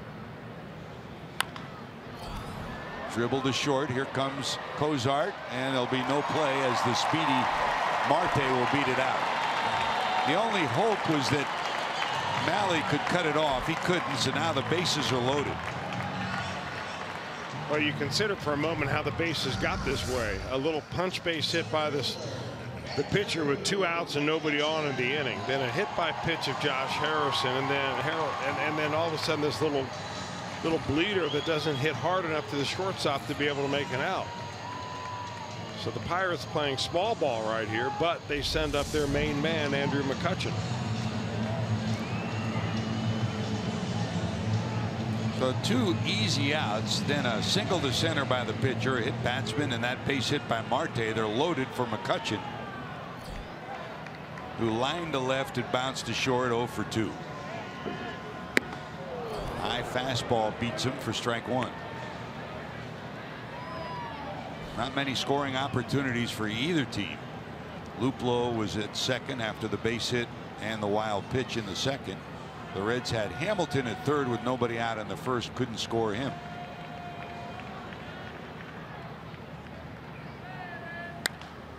Slap the other way. 0-2. How about that for confidence in your fastball, though? You've got bases loaded. You have a former MVP stepping to the plate, batting third in the order, and you go right after him with 2 fastballs in a row. 1 up and then 1 down. So now you've got the whole at bat right here to make it expand a little bit, chase the pitch up, chase the breaking ball in the dirt. High fly ball into short left field. Here comes Duvall peering up into the mist. He'll haul it in. The Pirates will strand 3. They've stranded 6, and Mahle is still in a pitcher's duel with Taillon, scoreless to the 6th.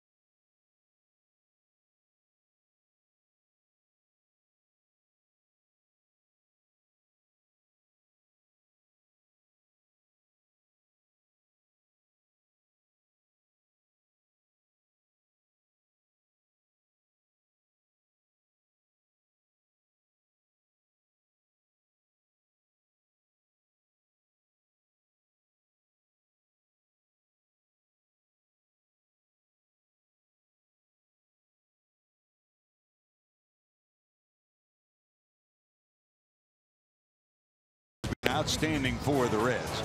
Mahle, 5 innings, 5 hits, no runs, a couple of strikeouts. On the other side of it, similar story.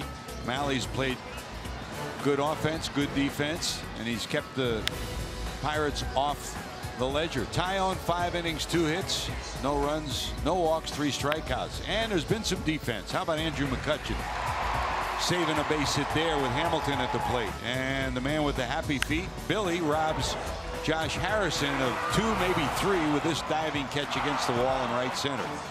So the pitchers have pitched well. They've gotten great support on their defense. And what does it add up to? A scoreless ball game as we head to inning number 6. Number 9 hitter in the lineup. Mahle will stay in there. He's at 92 pitches, Chris. And the one thing that Brian Price told us, there's a dribbler back to Taillon, and there's out number 1 of the 6. I mean, we probably will see Luis Castillo one more time. He was taken out of the game last night after 4 innings and 89 pitches, and they'll be very cautious with Mahle too in the month of September. Well, you know, for Mahle, he's right at where he was last year, I think, in the number of innings that he's pitched overall. Now, you can make an argument that big league innings are more stressful than minor league innings, but I don't think that he appears tired. I'm not really sure what the number the Reds have settled on. I know that it's not a set number that, you know, you're absolutely not going to go beyond, you know, this number of innings or this number of pitches. I think you have to use your head, common sense, but you also want to push your pitchers a little bit and get them used to pitching throughout the month of September, because that extra month is not something you want to have them experience for the first time when you're all of a sudden in a pennant race. All right, 2 starts at the major league level. You know about what he did at the minor leagues. He's shown that he has ability, has composure, and he's held his own. Here's Billy, doubled, went to third on a wild pitch in the first, stranded there. Lined to center on that great diving stab by McCutchen, robbed of a hit in the third. Trying to get him on. Here's the 1-2. Just missing. Changes for the Pirates. Sean Rodriguez comes in after Josh Harrison was hit on the hand by that pitch, and we hope just precautionary as they'll ice it up.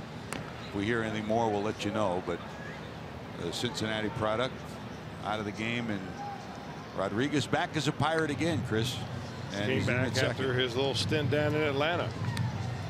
Picked up early in August. Very versatile player, good pinch hitter, and playing second now for Josh Harrison. 2 balls, 2 strikes. Just does stay alive, getting a piece of that.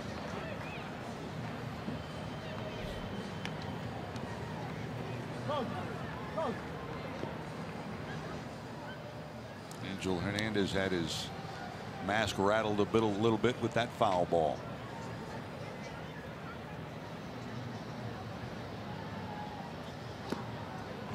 Didn't go, not a strike, so we'll go full 3-2.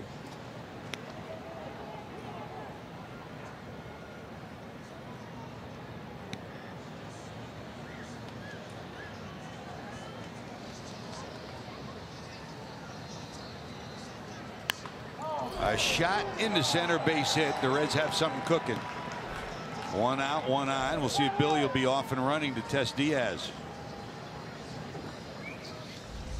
Taillon makes a mistake by getting this pitch. It's a breaking pitch. Well, maybe not. Maybe it was a fastball just up right at the level. Like a little bit of a cutter, actually, of some kind for Taillon. Anyway, he had to do a little pitch, a little chuck and duck right there.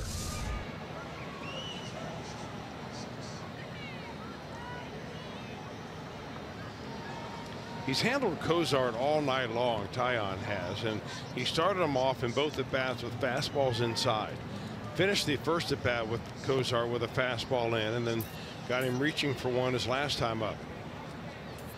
He's used his fastball more and much more effectively this time than he did last time he faced the Reds at home. Good handle of the bat is Cozart. Big hole on the right side with Hamilton there. They're holding him on, and Harrison pinched to the bag at second. Trying to inside out it. Can't get a piece of it for strike 1. Takes a peek down at Billy Hatcher. 56 stolen bases for Billy Hamilton, and leads the major leagues down at first.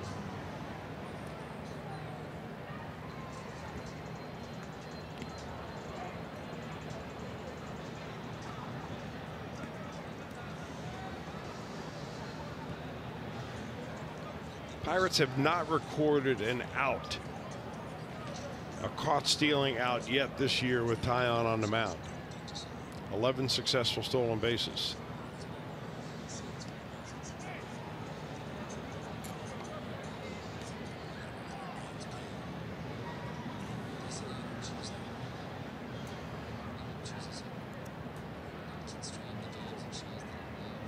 +10 stolen bases again for Billy this year against the Pirates. Going, gets a good break. The throw will be to the second base side and bobbled by Sean Rodriguez. So it's a stolen base number 57 for Billy, make it 11 for Hamilton.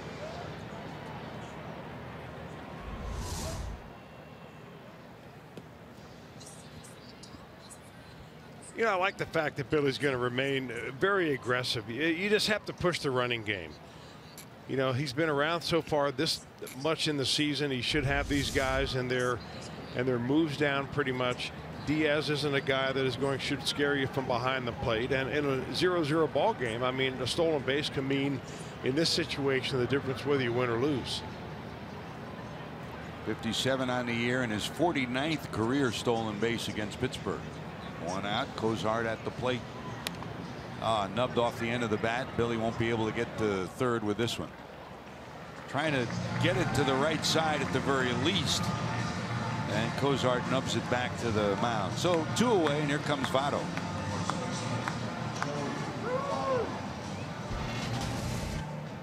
You know, we talk so often about the man who wrote the book about stealing bases, not just numbers, but when you needed it, Joe Morgan was there. 54 against a single opponent. This since 1913. Billy with now 49 stolen bases in 59 games against the Pittsburgh Pirates. They will walk Votto intentionally with first base open, and that'll bring up Duvall.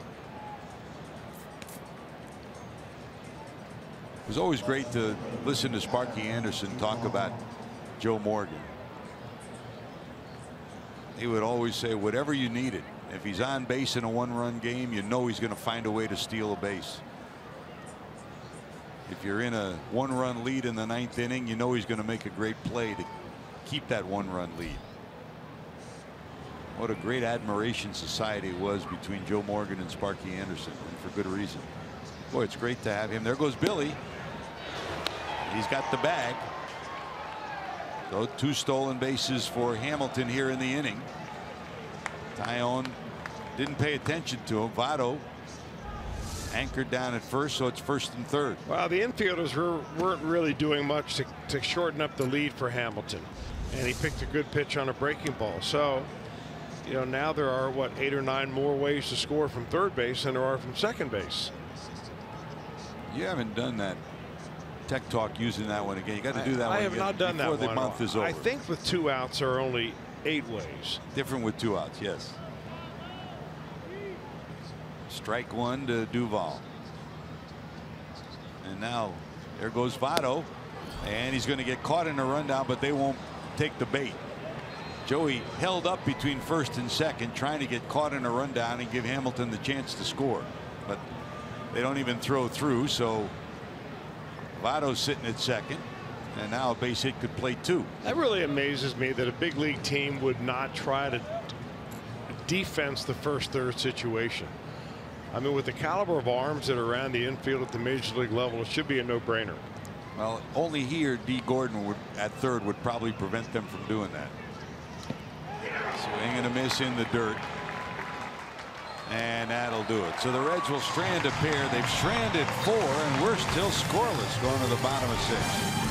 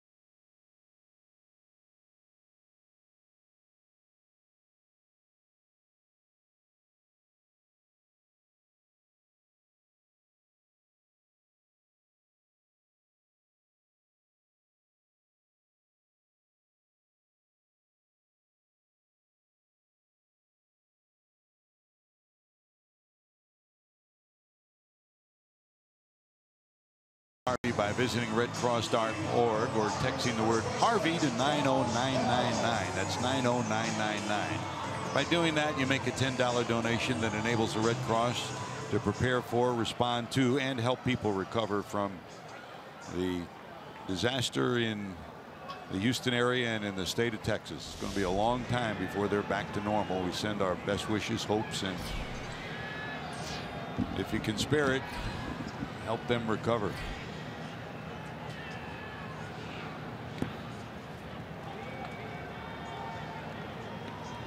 Here's Tyler Mahle going to work facing Josh Bell. Bell, 2 dribblers back to the mound, 0 for 2.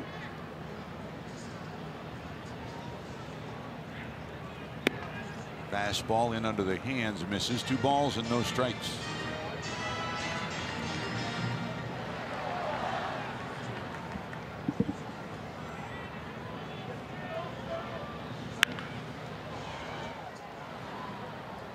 Hit hard down to short. Cozart has it, and there's one away. Speaking of Houston, the Astros did return home, and now, Chris, we've all been there for moments like this. A.J. Hinch, the manager of the Astros, as they got back to their ballpark, had this to say as they were back to baseball in Houston. On behalf of the players, the coaches, our organization, we want to thank everyone in the city of Houston that's doing something good for somebody else. We're all very fortunate to survive this hurricane. For those that were, our thoughts and prayers are with your families. So stay strong, be strong, and we appreciate every one of you. Go Stros. Very well put by A.J. Hinch, the manager of the Astros. So many people fled New Orleans to Houston during Katrina, and now it's the other way around. People who've had to flee Houston. They're talking about maybe as many as 100,000 homes and 1 million cars severely damaged. And another hit batsman. Freese gets hit on the arm.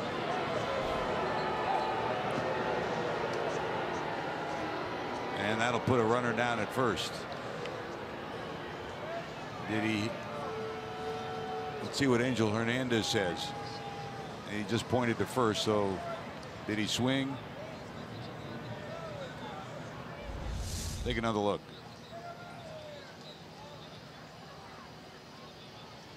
Now that's all hit by pitch right there. Bottom of the hand. You know, Mahle probably doesn't have any clue that there was a beanball war between these two teams as recently as a couple of years ago. I mean, they seem to lead the league in, you know, batters trotting to first base, clutching their hands based on how these pitching staffs would plunk the others. Pirates have taken the lead in that overall category in recent years. At one point it was like 48-47, almost even Steven between these two teams. The last 2 years it's calmed down quite a bit. Here's Diaz now with 1 out and 1 on. Diaz bounced to short and bounced to second. Fly ball right field. Irvin there. Freese goes halfway, and there's your second out of the inning.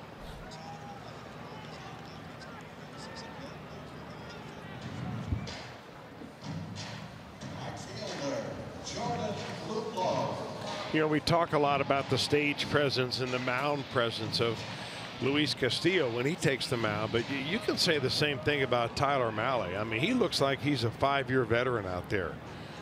I mean, he doesn't get shaken at all. I was very impressed the last inning when he had bases loaded and Andrew McCutchen stepping to the plate, and he throws 3 fastballs on him and gets him to pop up. Hey, interesting, before the game today I was talking to Bruce Tanner, Chuck Tanner's son, and Bruce now a scout for the Detroit Tigers, and he has the National League Central. And he said he covered Louisville a lot this year and has the National League Central as the teams that he covers. And he said the highest report he gave, he said he was very impressed by Mahle, and in the short time he saw him at AAA. The highest report he gave this year was for Nick Senzel. He said he likes everything about Senzel. That's good to know. The way he plays the game, the way he produces. I mean, every part of the game. He said he looked at him and said, boy, you guys got a major leaguer there. And that's great news. And we've seen it in the numbers, Chris, and we've seen it. You've seen him in spring training. We've watched him come through the minor leagues the last 2 years. It's a young man who's destined to make his imprint up here too. 2 balls, 1 strike. Breaking ball in there. 2-2. Luplow got his first major league hit, an infield hit in the 2nd, and bounced back to the pitcher in the 5th.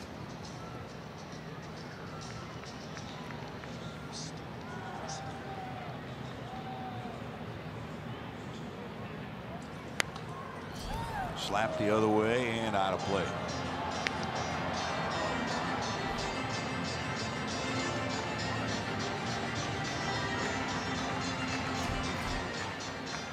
Shackelford loosening in the bullpen for the Reds.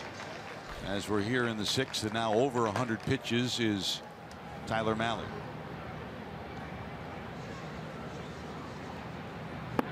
Swing and a miss. He got out of this jam. Mahle picks up the strikeout to end the 6th. We are still scoreless in Pittsburgh. Scooter leads it off when we return.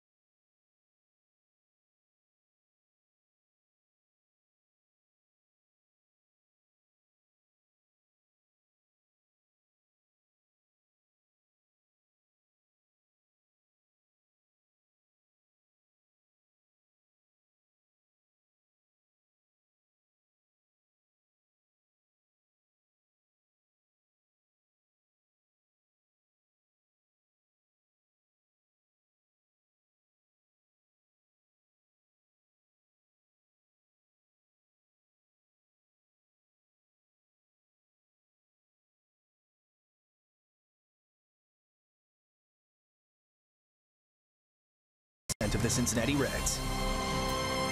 And make Great American Ballpark your family day destination thanks to Klosterman Baking. You can get half-price Reds tickets, enjoy the live mascot races, face painters, carnival games, and a whole lot more. Plus, kids 14 and younger will get a Michael Lorenzen Fathead thanks to Coca-Cola. For tickets, visit Reds.com. Well, here's Scooter. Jeanette will come to the plate to lead off the top of 7. Jeanette, a base hit in the 2nd to lead off the inning, was left stranded there and struck out in the 4th. Tyler Mahle, meanwhile, has gone through 6 strong innings. And in a scoreless duel with Jameson Taillon, who gives way to Schugel.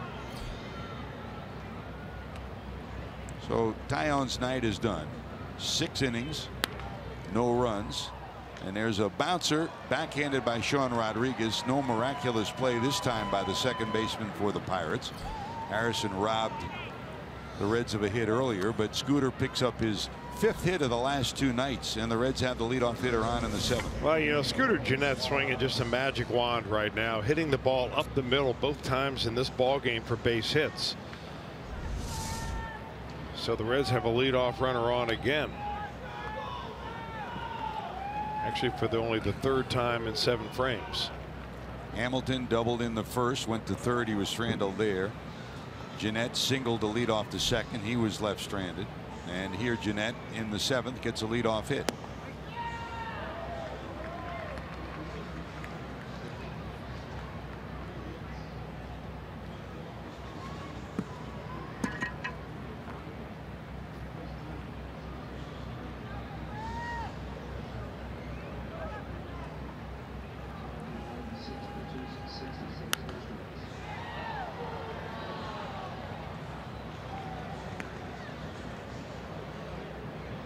There's the new pitcher for the Pirates. AJ in for his second consecutive night.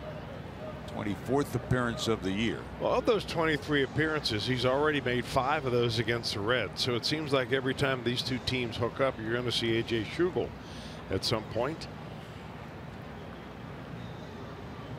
And he's thrown the ball exceptionally well against the Reds. Line to center, sinking, but there's McCutchen. Not many balls hit hard, and the ones that have been hit hard tonight have found leather somewhere for both teams. Suarez nothing to show for 2 bullets, one line to left, the other line to center. Here's Phillip. Irvin sitting on 2 homers on the young season for him, up from AAA. Fly to center first time up, and did the same thing in the 5th.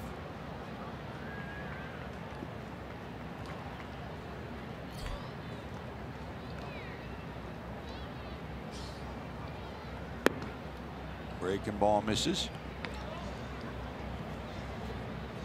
Hope you join us tomorrow for the final game of this series, as Sal Romano will go for his 5th win, try to reach 500 against Trevor Williams.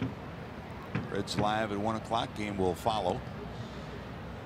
Reds will head home to take on the Milwaukee Brewers after that. Homer Bailey on Monday against Chase Anderson. Robert Stevenson on Tuesday, and then Luis Castillo, probably his last start of the season, will go on Wednesday against the Brew Crew.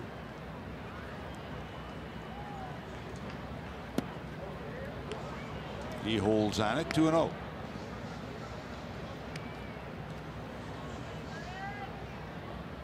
Brewers right now at home against Washington, tied 1-1 in the 6th inning. Cubs have already won. Cardinals have lost in the Central Division chase.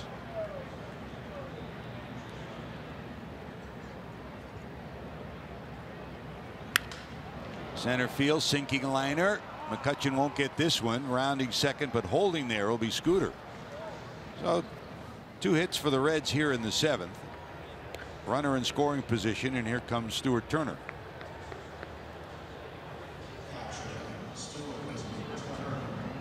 Jamison Taillon threw 96 pitches in his 6 innings of work.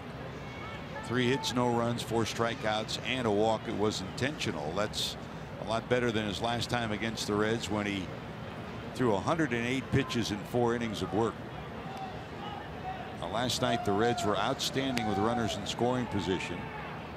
5 for 8. Tonight 0 for 5 and 3 strikeouts. So we'll see if they can turn that around here. Ray Searage, the pitching coach for the Buccos, out to talk to his right-hander.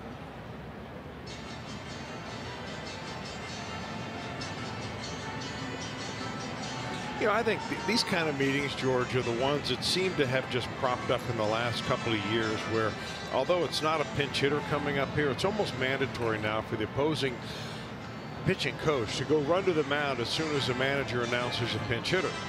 Now here you're trying to get some strategy going on with Schugel, probably trying to say, all right, this is the way you're going to get a ground ball out of Stuart Turner, because you certainly want to get a ground ball to get out of the inning right here. Turner's got plenty of power when he meets the ball and gets a good launch angle on it. 64 at bats, 2 homers on the season. Turner tonight bounced to short and robbed of a hit on a nice play by Harrison at second. In the dirt, ball 1. And as we talked about earlier, any ground ball into the outfield will be wet when the outfielders pick it up. It's been misting and at times raining all night long.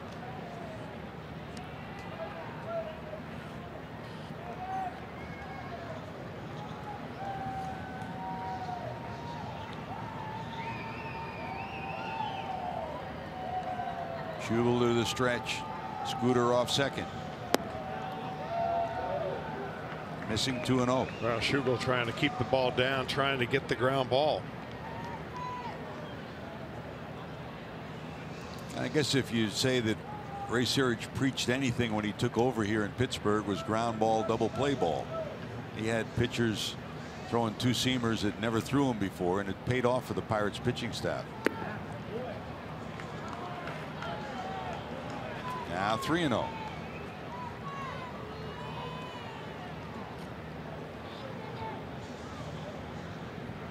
outstanding pitching coach for Pittsburgh, Ray Searage.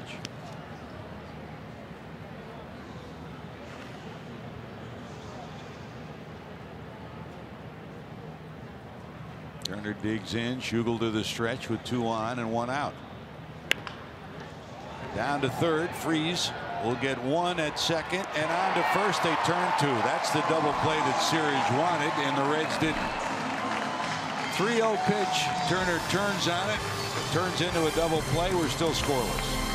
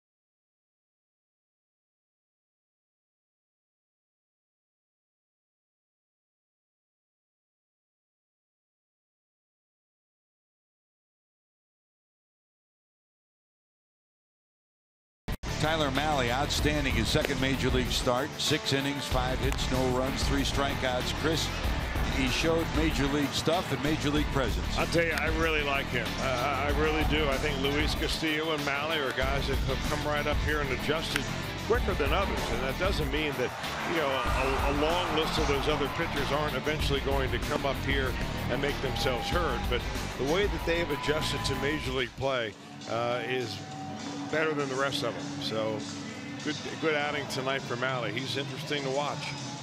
So Mahle's night is done. Over 100 pitches on the night, and taking over for the Reds will be Michael Lorenzen. Lorenzen comes in facing the number 8 hitter in the lineup, Jordy Mercer. Then the pitcher's spot due up. John Jaso has moved into the on-deck circle with Schugel due up. Lorenzen is now in, this will be his 59th appearance. He's thrown 71 innings, so that's a lot out of the bullpen. I don't know how many innings he was warmed up and did not get into ball games. That's always a consideration as well. But you know, when you're taking care of young arms, Lorenzen is one of those you want to keep an eye on here throughout the month. Asked me the other day, what do you think of my new delivery? Because he kind of, you know, he started the season with a beautiful follow through, beautiful delivery, and then somehow during the middle of the year he got into kind of a stand-up recoil action, and now he's worked very hard with Teddy Power to try to get back out over his left knee to get more and better extension towards home, and it's really worked for him. Teddy Power, Mac Jenkins, and Brian Price had mentioned to him a couple of times that they needed to tweak his mechanics, and it was here a month ago when they sat down with him, and what a great mentor Power has been, Chris, at AAA for the Reds and now here at the major league level for his bullpen guys. And before anybody ever came to the ballpark on the Reds' last day here in Pittsburgh, as Mercer sends this one in the air to short, Cozart has it. Out on the mound before even anybody had batting practice was Michael Lorenzen, visualizing a change in his mechanics. In other words, going through all the motions of pitching, trying to bend over a little bit more, trying to find a little bit more balance from his motion. And here it is, Chris. Well, a lot of it has to do with that front side and that glove, how he breaks his hands at the glove a little bit early, and then his glove and his left thigh kind of moved in unison towards home plate. Keeps his front side closed better, gets his arm slot in the right spot. There's a lot of little things that can go wrong in your delivery, and it's usually not your arm. It's usually other stuff in your body that make you go haywire. The delivery from behind, you see, would just kind of break his hands a little bit early right there. That's actually a trick that Teddy Power has taught many young pitchers. Those guys that are having a little bit longer arm swing and a little bit tougher time catching up to their body. That's one thing, a little trick he uses, and it's been really very helpful. Here's Jaso pinch hitting, and he gets a walk. So Jaso in his 33rd pinch hit at bat of the season puts the potential go-ahead run on base here in the 7th with a 1-out walk. And back to the top of the order, Sean Rodriguez, who came in for Josh Harrison. If you joined us late, Harrison left the game after being hit by a pitch in his left hand. We haven't heard anything further from the Pirate clubhouse on that.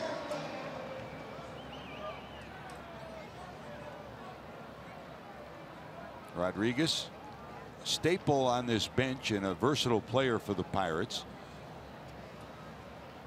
Returned to Pittsburgh early in August and is back at second in place of Harrison. Hurdle doesn't hit and run a lot. He'll do it with Rodriguez, though. 1 out, 1 on.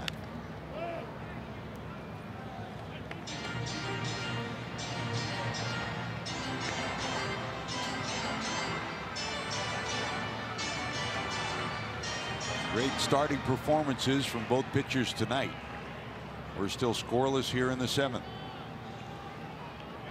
Pirates have stranded 7. The Reds have stranded 5. On the inside corner. Yes, sirree. He threaded the needle. Boy, did he lock him up with this pitch. Well, somewhere out in the infield, Zach Cozart is saying, "I feel your pain, Sean Rodriguez." Rodriguez doesn't believe it's on the corner. And the same way that Cozart didn't believe his was on the corner. That's a spot where Angel Hernandez is hanging right over the left shoulder of the catcher. He got a pretty good look at it. So 2 away, and here's Marte. You know, we reached the end of the 2017 season as we've hit September, and the question still remains who will be in the starting rotation for the Reds. There was a point in time a month and a half or so ago that there was a lot of talk. Would Lorenzen get a chance to show that he could start? What are your thoughts, Chris, as we go into 2018? You know, more important than my thoughts are what are his thoughts, and his thoughts are, I asked him the other day, is heck yeah, I want to be considered. And I think that they've told him that they will give him an opportunity to do so. You know, again, George, I think if you line up all your best pitchers, and I'm starting with Iglesias, if he's the best pitcher you've got, I mean, I'm tempted to make your best pitcher starters and then find your bullpen guys from then the guys that aren't in that starting group. 1 ball, 1 strike, which was really the way it was when you came up. Well, I mean, and if Michael Lorenzen, you know, is in your top 5 or 6, then he ought to be one of the starters. If Iglesias is in one of your top 5 or 6, I mean, it's a lot easier to find a closer than it is a top of the rotation starter. 1 ball, 2 strikes. Now, the pitcher has to want to do that. And I have not talked to Raisel Iglesias. I'm sure the Reds have, or they will, to find out whether he, you know, would want to be a starter, because it's a whole different preparation. It's a lot different type of work, and he may just like being the short reliever down there. But I think Lorenzen, you know, short of being a closer, would rather be a starter. Looped into center. Back is Jeanette. He can't get it. All the way to third goes the base runner, and it's first and third. And the ball kicks away from Turner. There's nobody at home plate, and the run's going to score. Oh, my. Joey Votto tried to run in from first, but couldn't get there, and in any event, they couldn't get to the ball either. Boy, of all the ways to give up a run right here on a bloop shot, the runner's going to never stop. He's heading all the way to third base. Now, Lorenzen's going in to back up. And as this ball starts getting away,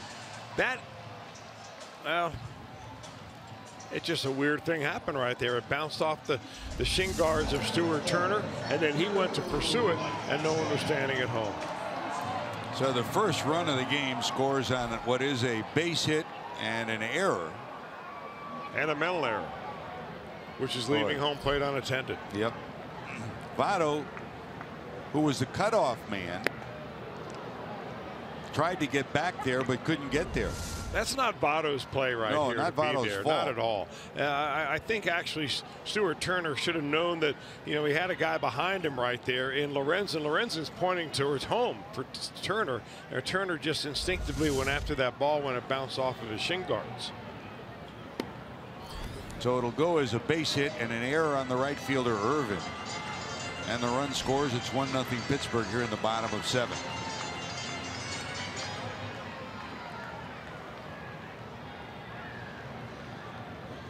The throw by Irvin was on the money, but it hit the side of the mound. And when it did that, it skidded towards the third base line.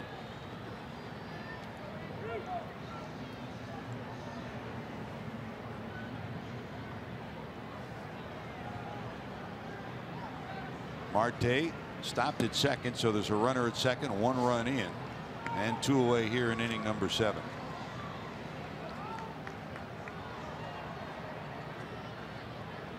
And again, you talk about walks will haunt. It all started with a walk to Jaso, the pinch hitter.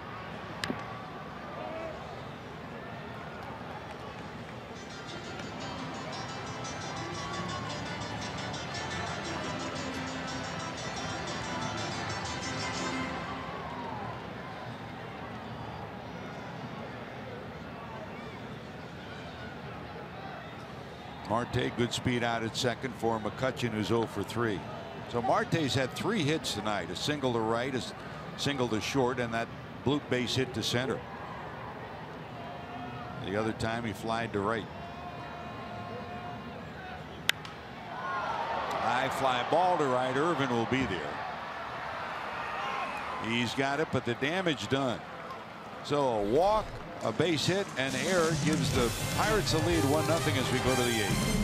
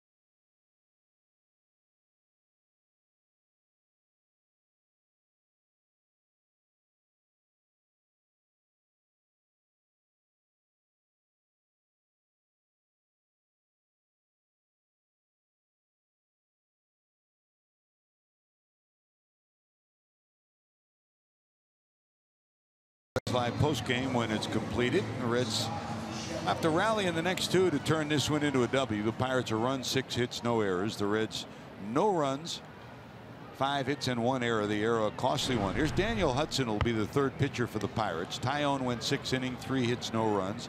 Schugel pitched the 7th inning, allowed 2 hits but got out of trouble thanks to the double play. And here's Hudson facing the pinch hitter Scott Schebler, who hits in the pitcher spot. 60 games even now for Daniel Hudson, reliever who was a starter in Arizona. First originally came up with the Chicago White Sox. Young man that has had not 1 but 2 Tommy John surgeries. Had a career high 70 appearances last year, so he's been often used here. That's a strike. No balls, 2 strikes. Well, they had 70 last year, 60 this year, so he's probably going to get to that 70 mark again. The one thing he has been susceptible to, though, is the long ball. He's given up 7 of those so far. And Schebler's a guy that's got plenty of power. Schebler trying to dial one up here. No balls, 2 strikes. That's down and in.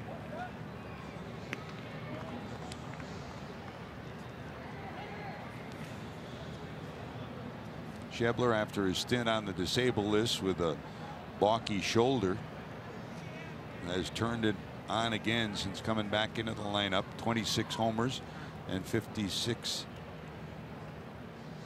knocked in on the season, and he's disposed of here by Hudson for out number 1 of the 8th. Back to the top of the order, Billy Hamilton. Hamilton's done his job. He got out on a double in the 1st, went to 3rd on a wild pitch, but the Reds couldn't score him. He lined to center, robbed of a hit on a great diving play by McCutchen. Singled to center in the 6th inning, stole 2nd and stole 3rd, but was left stranded there. Well, last night the Reds were great with runners in scoring position. Tonight, different story.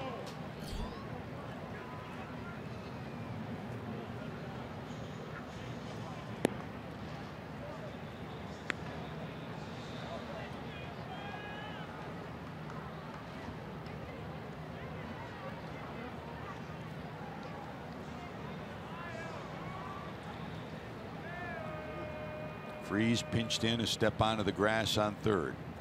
Guarding against a possible bunt by Hamilton. Middle of the infield. Back at normal depth, and Bell right about even with the bag at first.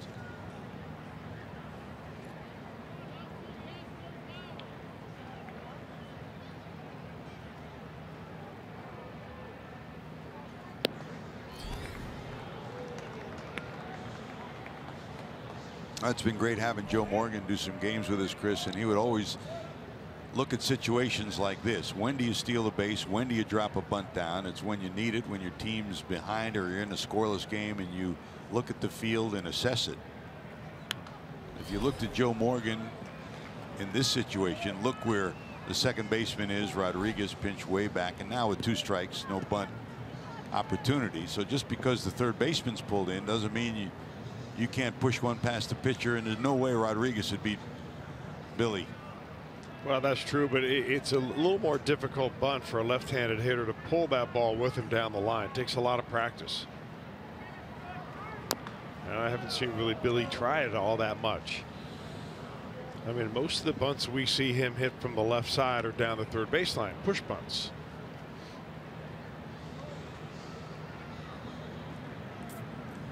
Took the worst of this off either his foot or his ankle, right off the top of the foot.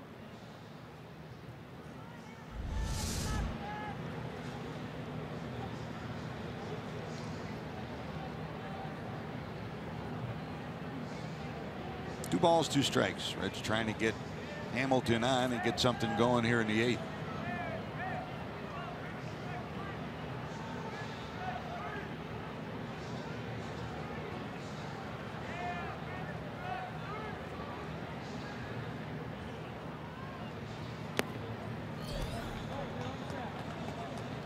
And another full count tonight. Billy in there, 3 balls, 2 strikes, with Hudson on the mound and Cozart on deck.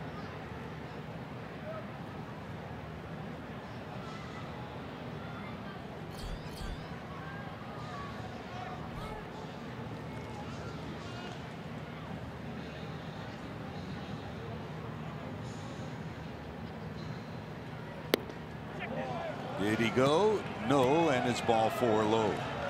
Barrett saying so now Hamilton on for the 3rd time tonight. Hudson, big lanky right-hander. We'll see how Billy deals with this with 1 out and the Reds down by a run in the 8th. For Billy Hamilton, a walk is as good as a hit.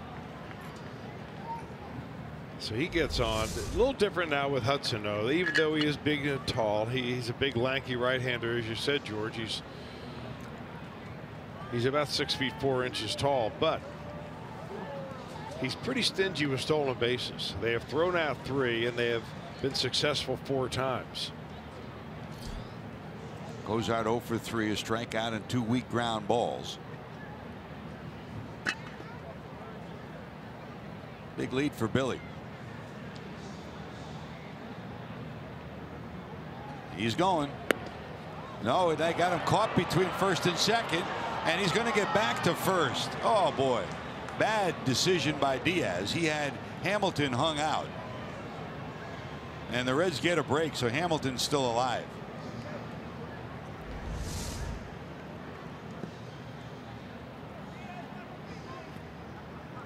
That is a terrible decision by Diaz, and you know, it just goes to show you, though, Billy Hamilton takes you out of your normal decision-making frame of mind, because you're so worried about his incredible speed that you just do stupid things.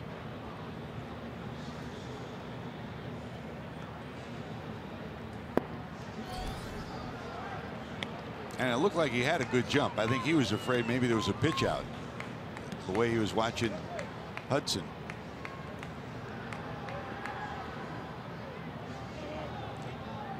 Last pitch, a short lead for Hamilton, trying to collect himself again. 2 balls, no strikes now. A little bit bigger lead here. Billy not going. Cozart trying to go to the right side again, fouls it off. 2-1.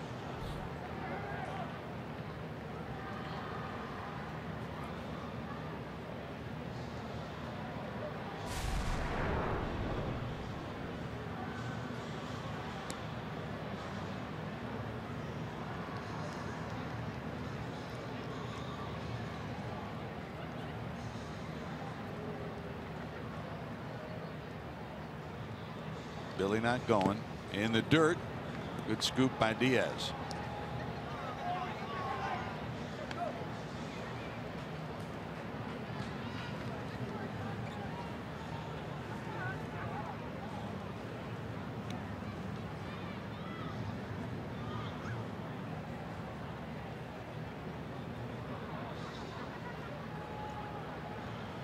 Three and one.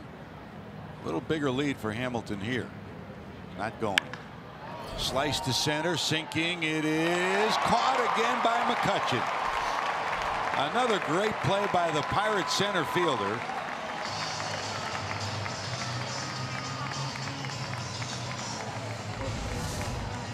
Well, he has had several of these tonight. McCutchen has had, and unfortunately for Cozart, he lines this ball right on the button. And the Pirates center fielder makes another sliding catch.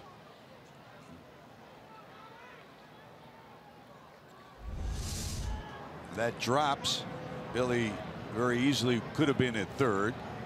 If it gets by him, 1 run scores, and we had a tie game. So it's up to Votto now with a runner on first and 2 outs. Votto tonight popped to short, grounded to first, and was intentionally walked in the 6th inning. That's the only walk that Jameson Taillon issued in his 6 innings of work, where he struck out 4, allowed only 3 hits, and exited the game in a scoreless duel.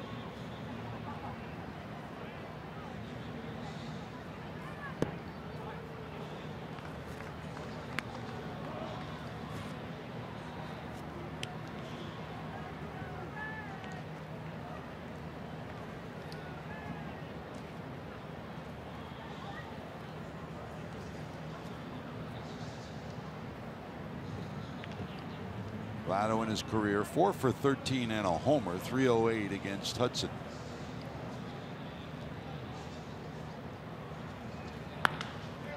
High fly ball to left. Marte has it measured.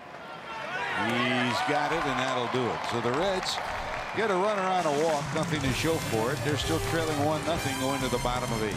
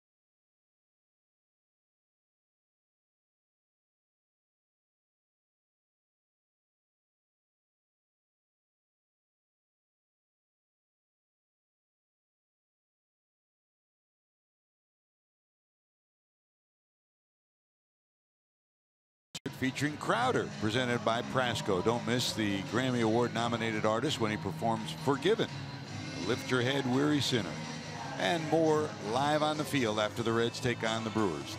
Tickets available now for as low as $12. Visit Reds.com. Well, the Reds trailing 1-0 as we go to the bottom of 8. New pitcher for the Reds will be Wandy Peralta. He becomes the 3rd pitcher. Tyler Mahle went 6 innings, allowed 5 hits, 3 strikeouts, no runs. Lorenzen, an inning, 1 hit, 1 run. It was unearned.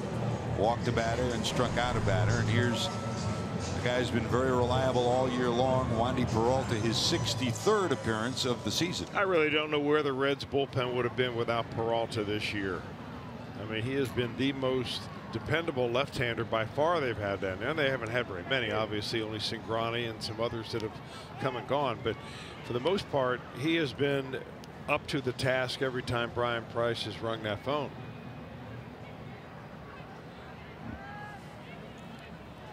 Here's Bell, the switch hitter, only a .218 hitter as a right-handed batter, .276 as a left-handed batter. The Reds turn him around with Peralta coming in. I mean, you talk about, you know, I guess a lot of the emphasis is on the starting pitchers that the Reds have begun to discover and to begin to maybe make their lists going into next year as to what that depth chart's going to look like. But, you know, you can't overlook the emergence of Wandy Peralta as one of the really big, not surprises, but really happy things that have happened to this ball club. I mean, if Peralta doesn't come up and have the kind of year he has had this year, the Reds have to go out in the market and find a left-hander. Yep. Now, they still need to go out and find one, but it doesn't have to be an A left-hander because you have one already with Peralta. Votto giving chase, and he holds on, reaching over the railing in the Reds dugout. 1 away, and for the 2nd straight night, Peralta takes care of the switch hitting Josh Bell.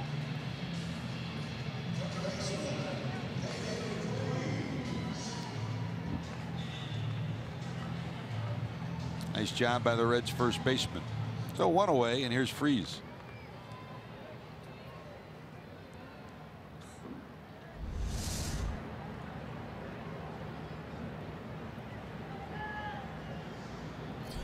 David tonight bounced out, singled, and was hit by a pitch in the 6th. If you joined us late, the 2 starting pitchers were tremendous. Tyler Mahle, 6 innings, 5 hits, no runs. Jameson Taillon, 6 innings, 3 hits, no runs. Pirates scored their run on a walk, a base hit, and a errant throw by Irvin from right field that allowed the 1-0 lead to come center stage. The other major news of the night, if you joined us late, as reported earlier today by the Cincinnati Enquirer, and the rumors have been flying around of late. There's a bouncer down to 3rd. It'll be a base hit for Freese, his 2nd. The Reds have not responded to the report by the Cincinnati Enquirer, but it has been confirmed that Brian Price's option has been picked up for 2018, so he will be back. And in addition, the Reds coaching staff is expected to be invited back as well. So news on the field, news off the field on this night, Chris.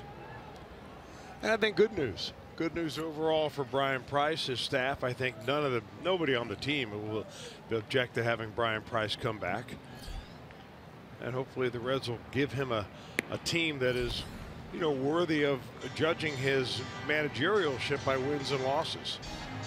That's really all you really want to know at the end of the day, whether you're putting a ball club on the field that can win.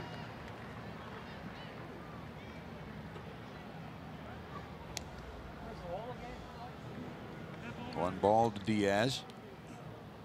And, you know, Chris, as you look at the development, and everybody, you know, when you came to the major leagues, you thought you were ready, but you really weren't. You grow when you get to the major league level, and it's true of a manager too. Very well said. Here's Peralta to the stretch, runner not going. Big swing by Diaz and a miss. And I remember being with Lou Piniella in New York, and when he won in 1990 as a Reds manager, being in his office after the Reds swept Oakland he closed the door, and there were 4 or 5 people. There's a liner into center field. That'll put runners at first and second. Back-to-back hits for the Pirates. There were 4 people from New York who were with Lou when he became a manager in New York, and he turned and looked at each one of us and said, you know, I thought I was a good manager when I first came to the major leagues. I wasn't, but I really believe in 1990 that I helped the Reds win. And it's the same thing for Brian Price. He's become a better manager each year just by being a manager, number one, by his work ethic, but also the guy that's sitting next to him, Jim Riggleman, who's been a major league manager and a good one as well. They've developed a great rapport, and their talk and their discussions as the game progresses each night, I think that's helped and accelerated Brian Price's growth as a manager too.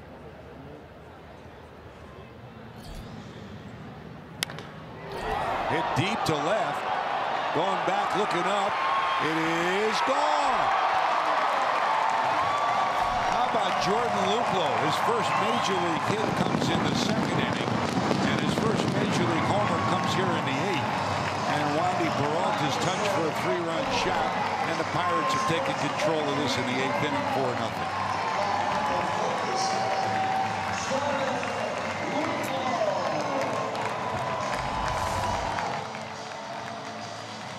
Really, I don't know a whole lot about Jordan Luplow except what people tell me, that he's a nice player, but this kind of power right here may surprise some people. A 97-mile-an-hour fastball down around the knees, and he launches it into a deep part of that ballpark. I mean, that is way back out there.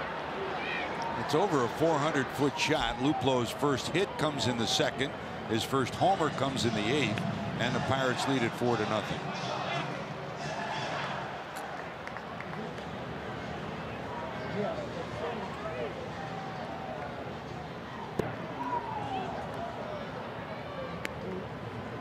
What a night for the youngster. Here's Mercer, struck out, bounced out, and popped out.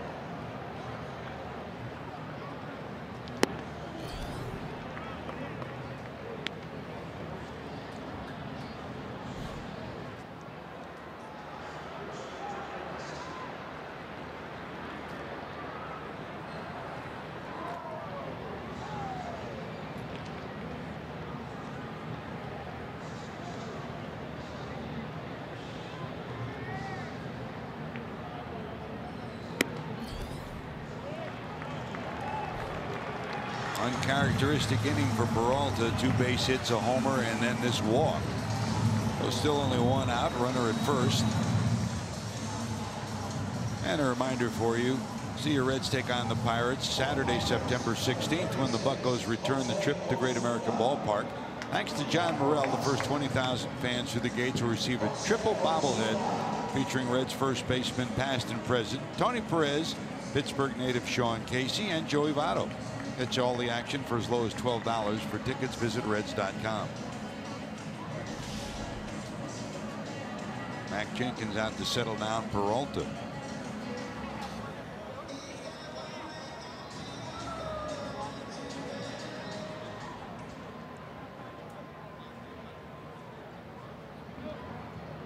Here's Jose Osuna with a pitcher spot due up.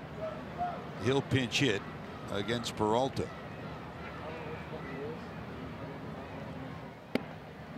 Breaking ball in there for strike 1. Osuna's been the most often used pinch hitter for the Pirates all year long. His 44th at bat, 5 for 44 as a pinch hitter, including 1 home run. And I'm not sure what's ailing. He's grabbing his right hip, it looks like, after that last delivery. Take a look. Oh, he just collapsed on him, like the right hip area. Groin, hip area.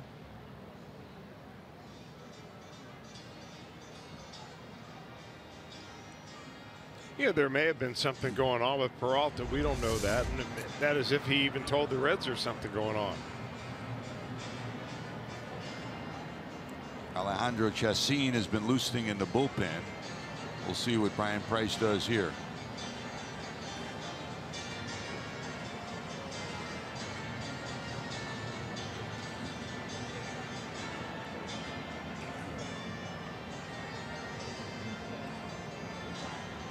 I don't think there's any way he's staying in this ball game. Don't be a hero on us. You've been too valuable to us all year. Yep. So they'll go to the bullpen, and while the pitching change takes place, they'll take time out for these messages. You're watching Reds baseball on Fox Sports Ohio. Time for our Skyline Chili call to the bullpen.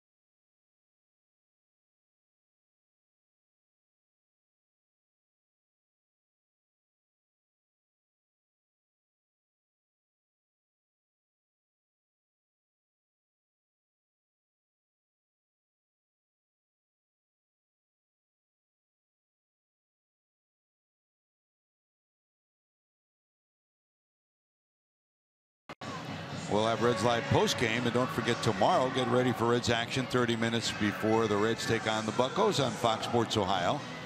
With all the info you need with Reds Live pregame presented by Ray St. Clair Roof. And tomorrow it'll be Big Sally. Sal Romano going for his 5th win, trying to even his record at 5-5 against Trevor Williams.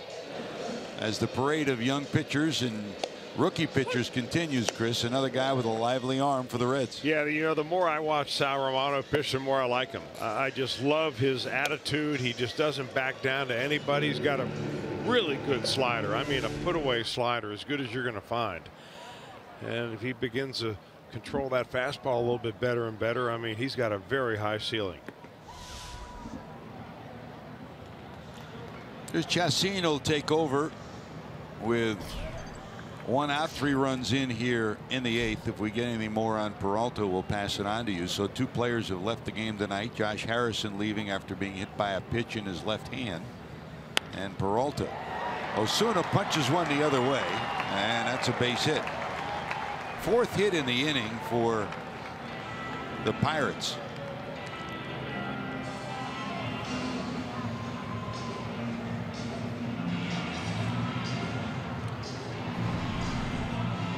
Kind of a surprise, really, when the Reds made some moves to bring up a couple of guys.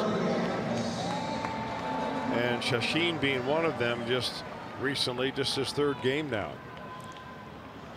Not overpowering with stuff, but everybody I talk to says the more you see him pitch, the more you like him.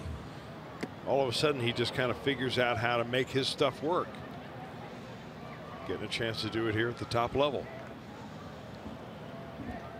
Made his major league debut against the Cubs down at Louisville. 45 games and an earned run average of 2.6. So 2 on, 1 out. Hoping for a ground ball here from the leadoff hitter, Sean Rodriguez, who took over for Harrison after Harrison exited the game. He struck out his first time up.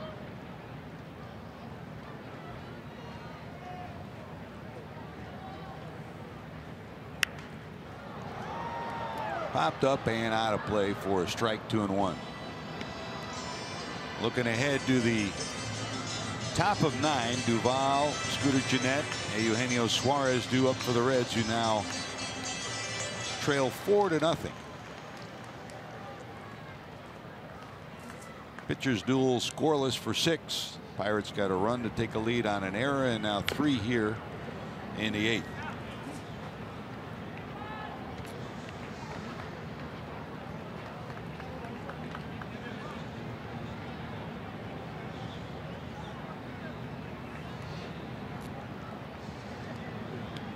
After stingy starting pitching, 7 of the last 10 Pirates have reached base.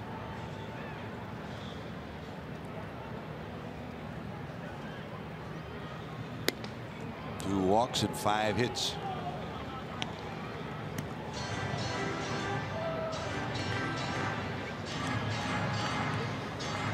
Full count, 3-2 to the Pirate leadoff hitter and the 7th batter to come to the plate this inning. This one looped into left center. It'll drop for a hit. The runner coming around third and held up by Joey Cora as the throw comes all the way in. So the bases will be loaded with 1 out for Starling Marte. Already has 3 hits tonight. Well, had to come in there with a pitch on the 3-2 count and just caught a little bit of that in the inner third. The Pirates, who have already done some major damage in this inning with a 3 spot. They're looking to add a little bit more here with the bases loaded. Marte's had the best offensive night for the Pirates tonight. 3 hits, including the base hit in the 7th to center that eventually produced the go-ahead run, 1-0. 2 bloops into the outfield and an infield hit. 6, 4, and 1 out at second, but they'll not turn the double play, and another run will score 5-0.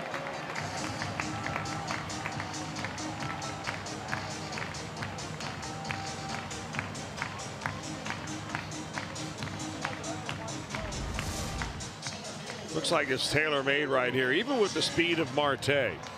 The easy hop, the turn, just bobbled by Gennett. The throw was a little bit off his right shoulder from Cozart, so it wasn't a perfect feed, but still playable and probably should have been a double play. So that'll put runners at first and third. 2 away now. 9th batter of the inning, McCutchen, coming up. 0 for 4 tonight. 2 line drive outs, a fly ball out, and a ground out.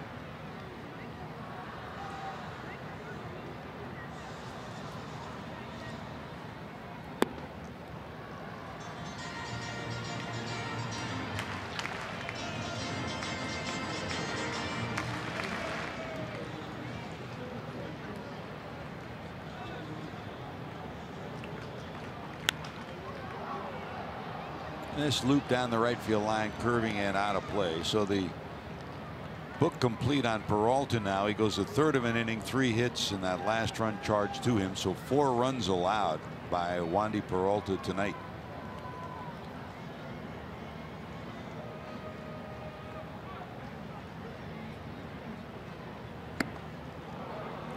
Ties him up on a fastball up, but the Pirates do some business in the 8th. They send 9 to the plate, score 4, going to the 9th. Duvall, Gennett, Suarez due up.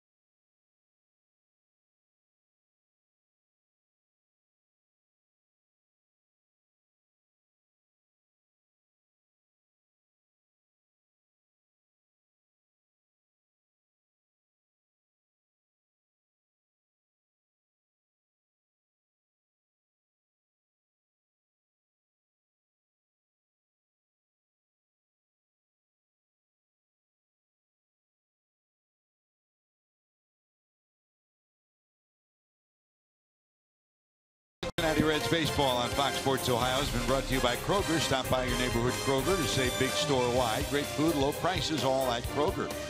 By Cincinnati USA Regional Tourism Network. Stay close to CincinnatiUSA.com. And by Toyota. For over 30 offers, visit buyatoyota.com. Toyota, let's go places. A look at downtown Pittsburgh. Right across the Roberto Clemente Bridge is PNC Park, where the Pirates play baseball. Right next to that is Heinz Field, where the Steelers play. And the Steelers and Bengals, of course, will be matching up twice this year. The Panthers played football there today, won a game.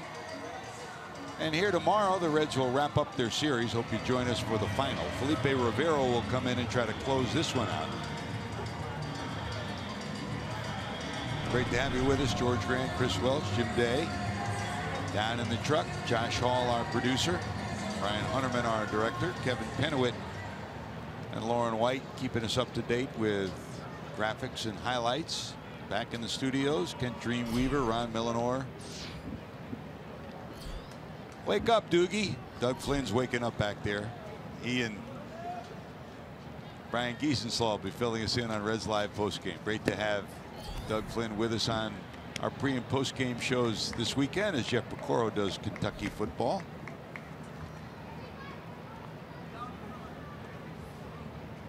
And Jesse Jackson made the trip to Pittsburgh too. Here's Duvall. Adam tonight 0 for 3 with 2 strikeouts after a big night last night. Duvall last night knocked in 2 with a double in the first. Had 2 hits as the Reds cashed in when they needed it with runners in scoring position. They were 5 for 8. Tonight's been a different story. They got a double from Hamilton in the first, stranded him at third. A single from Scooter Gennett. He was left stranded in the second. Hamilton reached in the 6th, stole 2 bases, stranded at third as well. And the Reds with runners in scoring position tonight 0 for 5. Different story from 24 hours ago. 2-2. Right back off Rivero. Sean Rodriguez has it, and there's one away. 1-4-3. Make that 0 for 6, and all told 3 strikeouts for the Reds with runners in scoring position. Here's Scooter. 3 hits last night, 2 tonight. Strikeout and 2 singles for the Reds second baseman.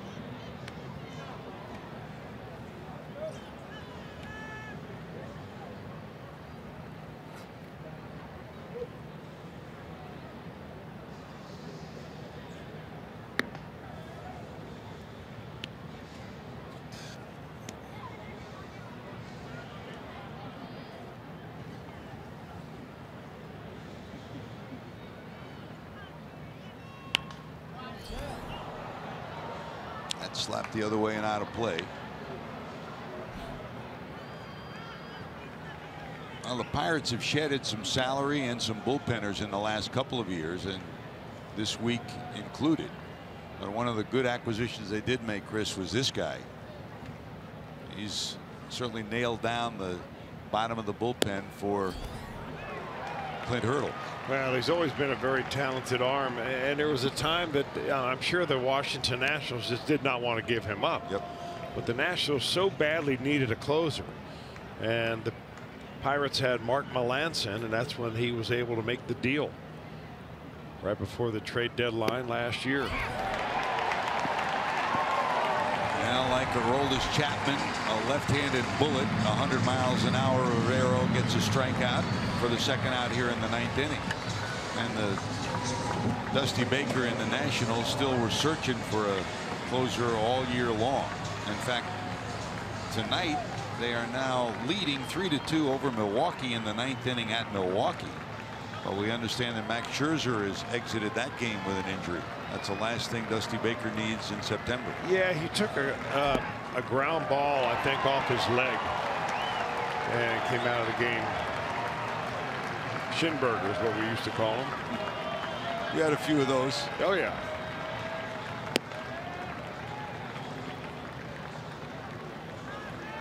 So Scooter's 2 for 4 as he strikes out. Here's Suarez 0 for 3. Hit the ball hard twice, once to left, once to center, robbed of a hit on a diving catch by McCutchen in center. McCutchen's been great in center field today, maybe 0 for 4 at the plate, but 2 brilliant catches. And this game would have looked a lot different had he not made those catches. 2 balls, 1 strike.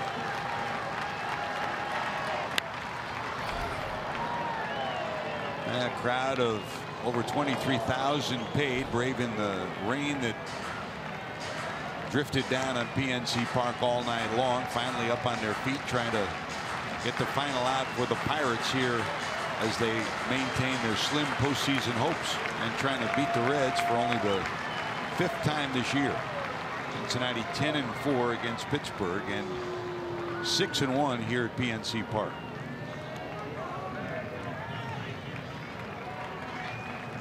Two.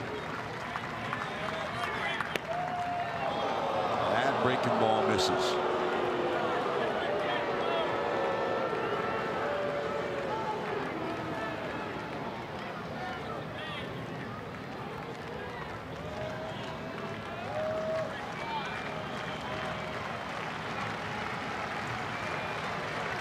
Full count 3-2 to Suarez. Hanging in there, fouled off. You know, Rivero doesn't only throw 99 miles an hour. He also has a little herky-jerky delivery. It just never really gives you a chance to feel the timing is there.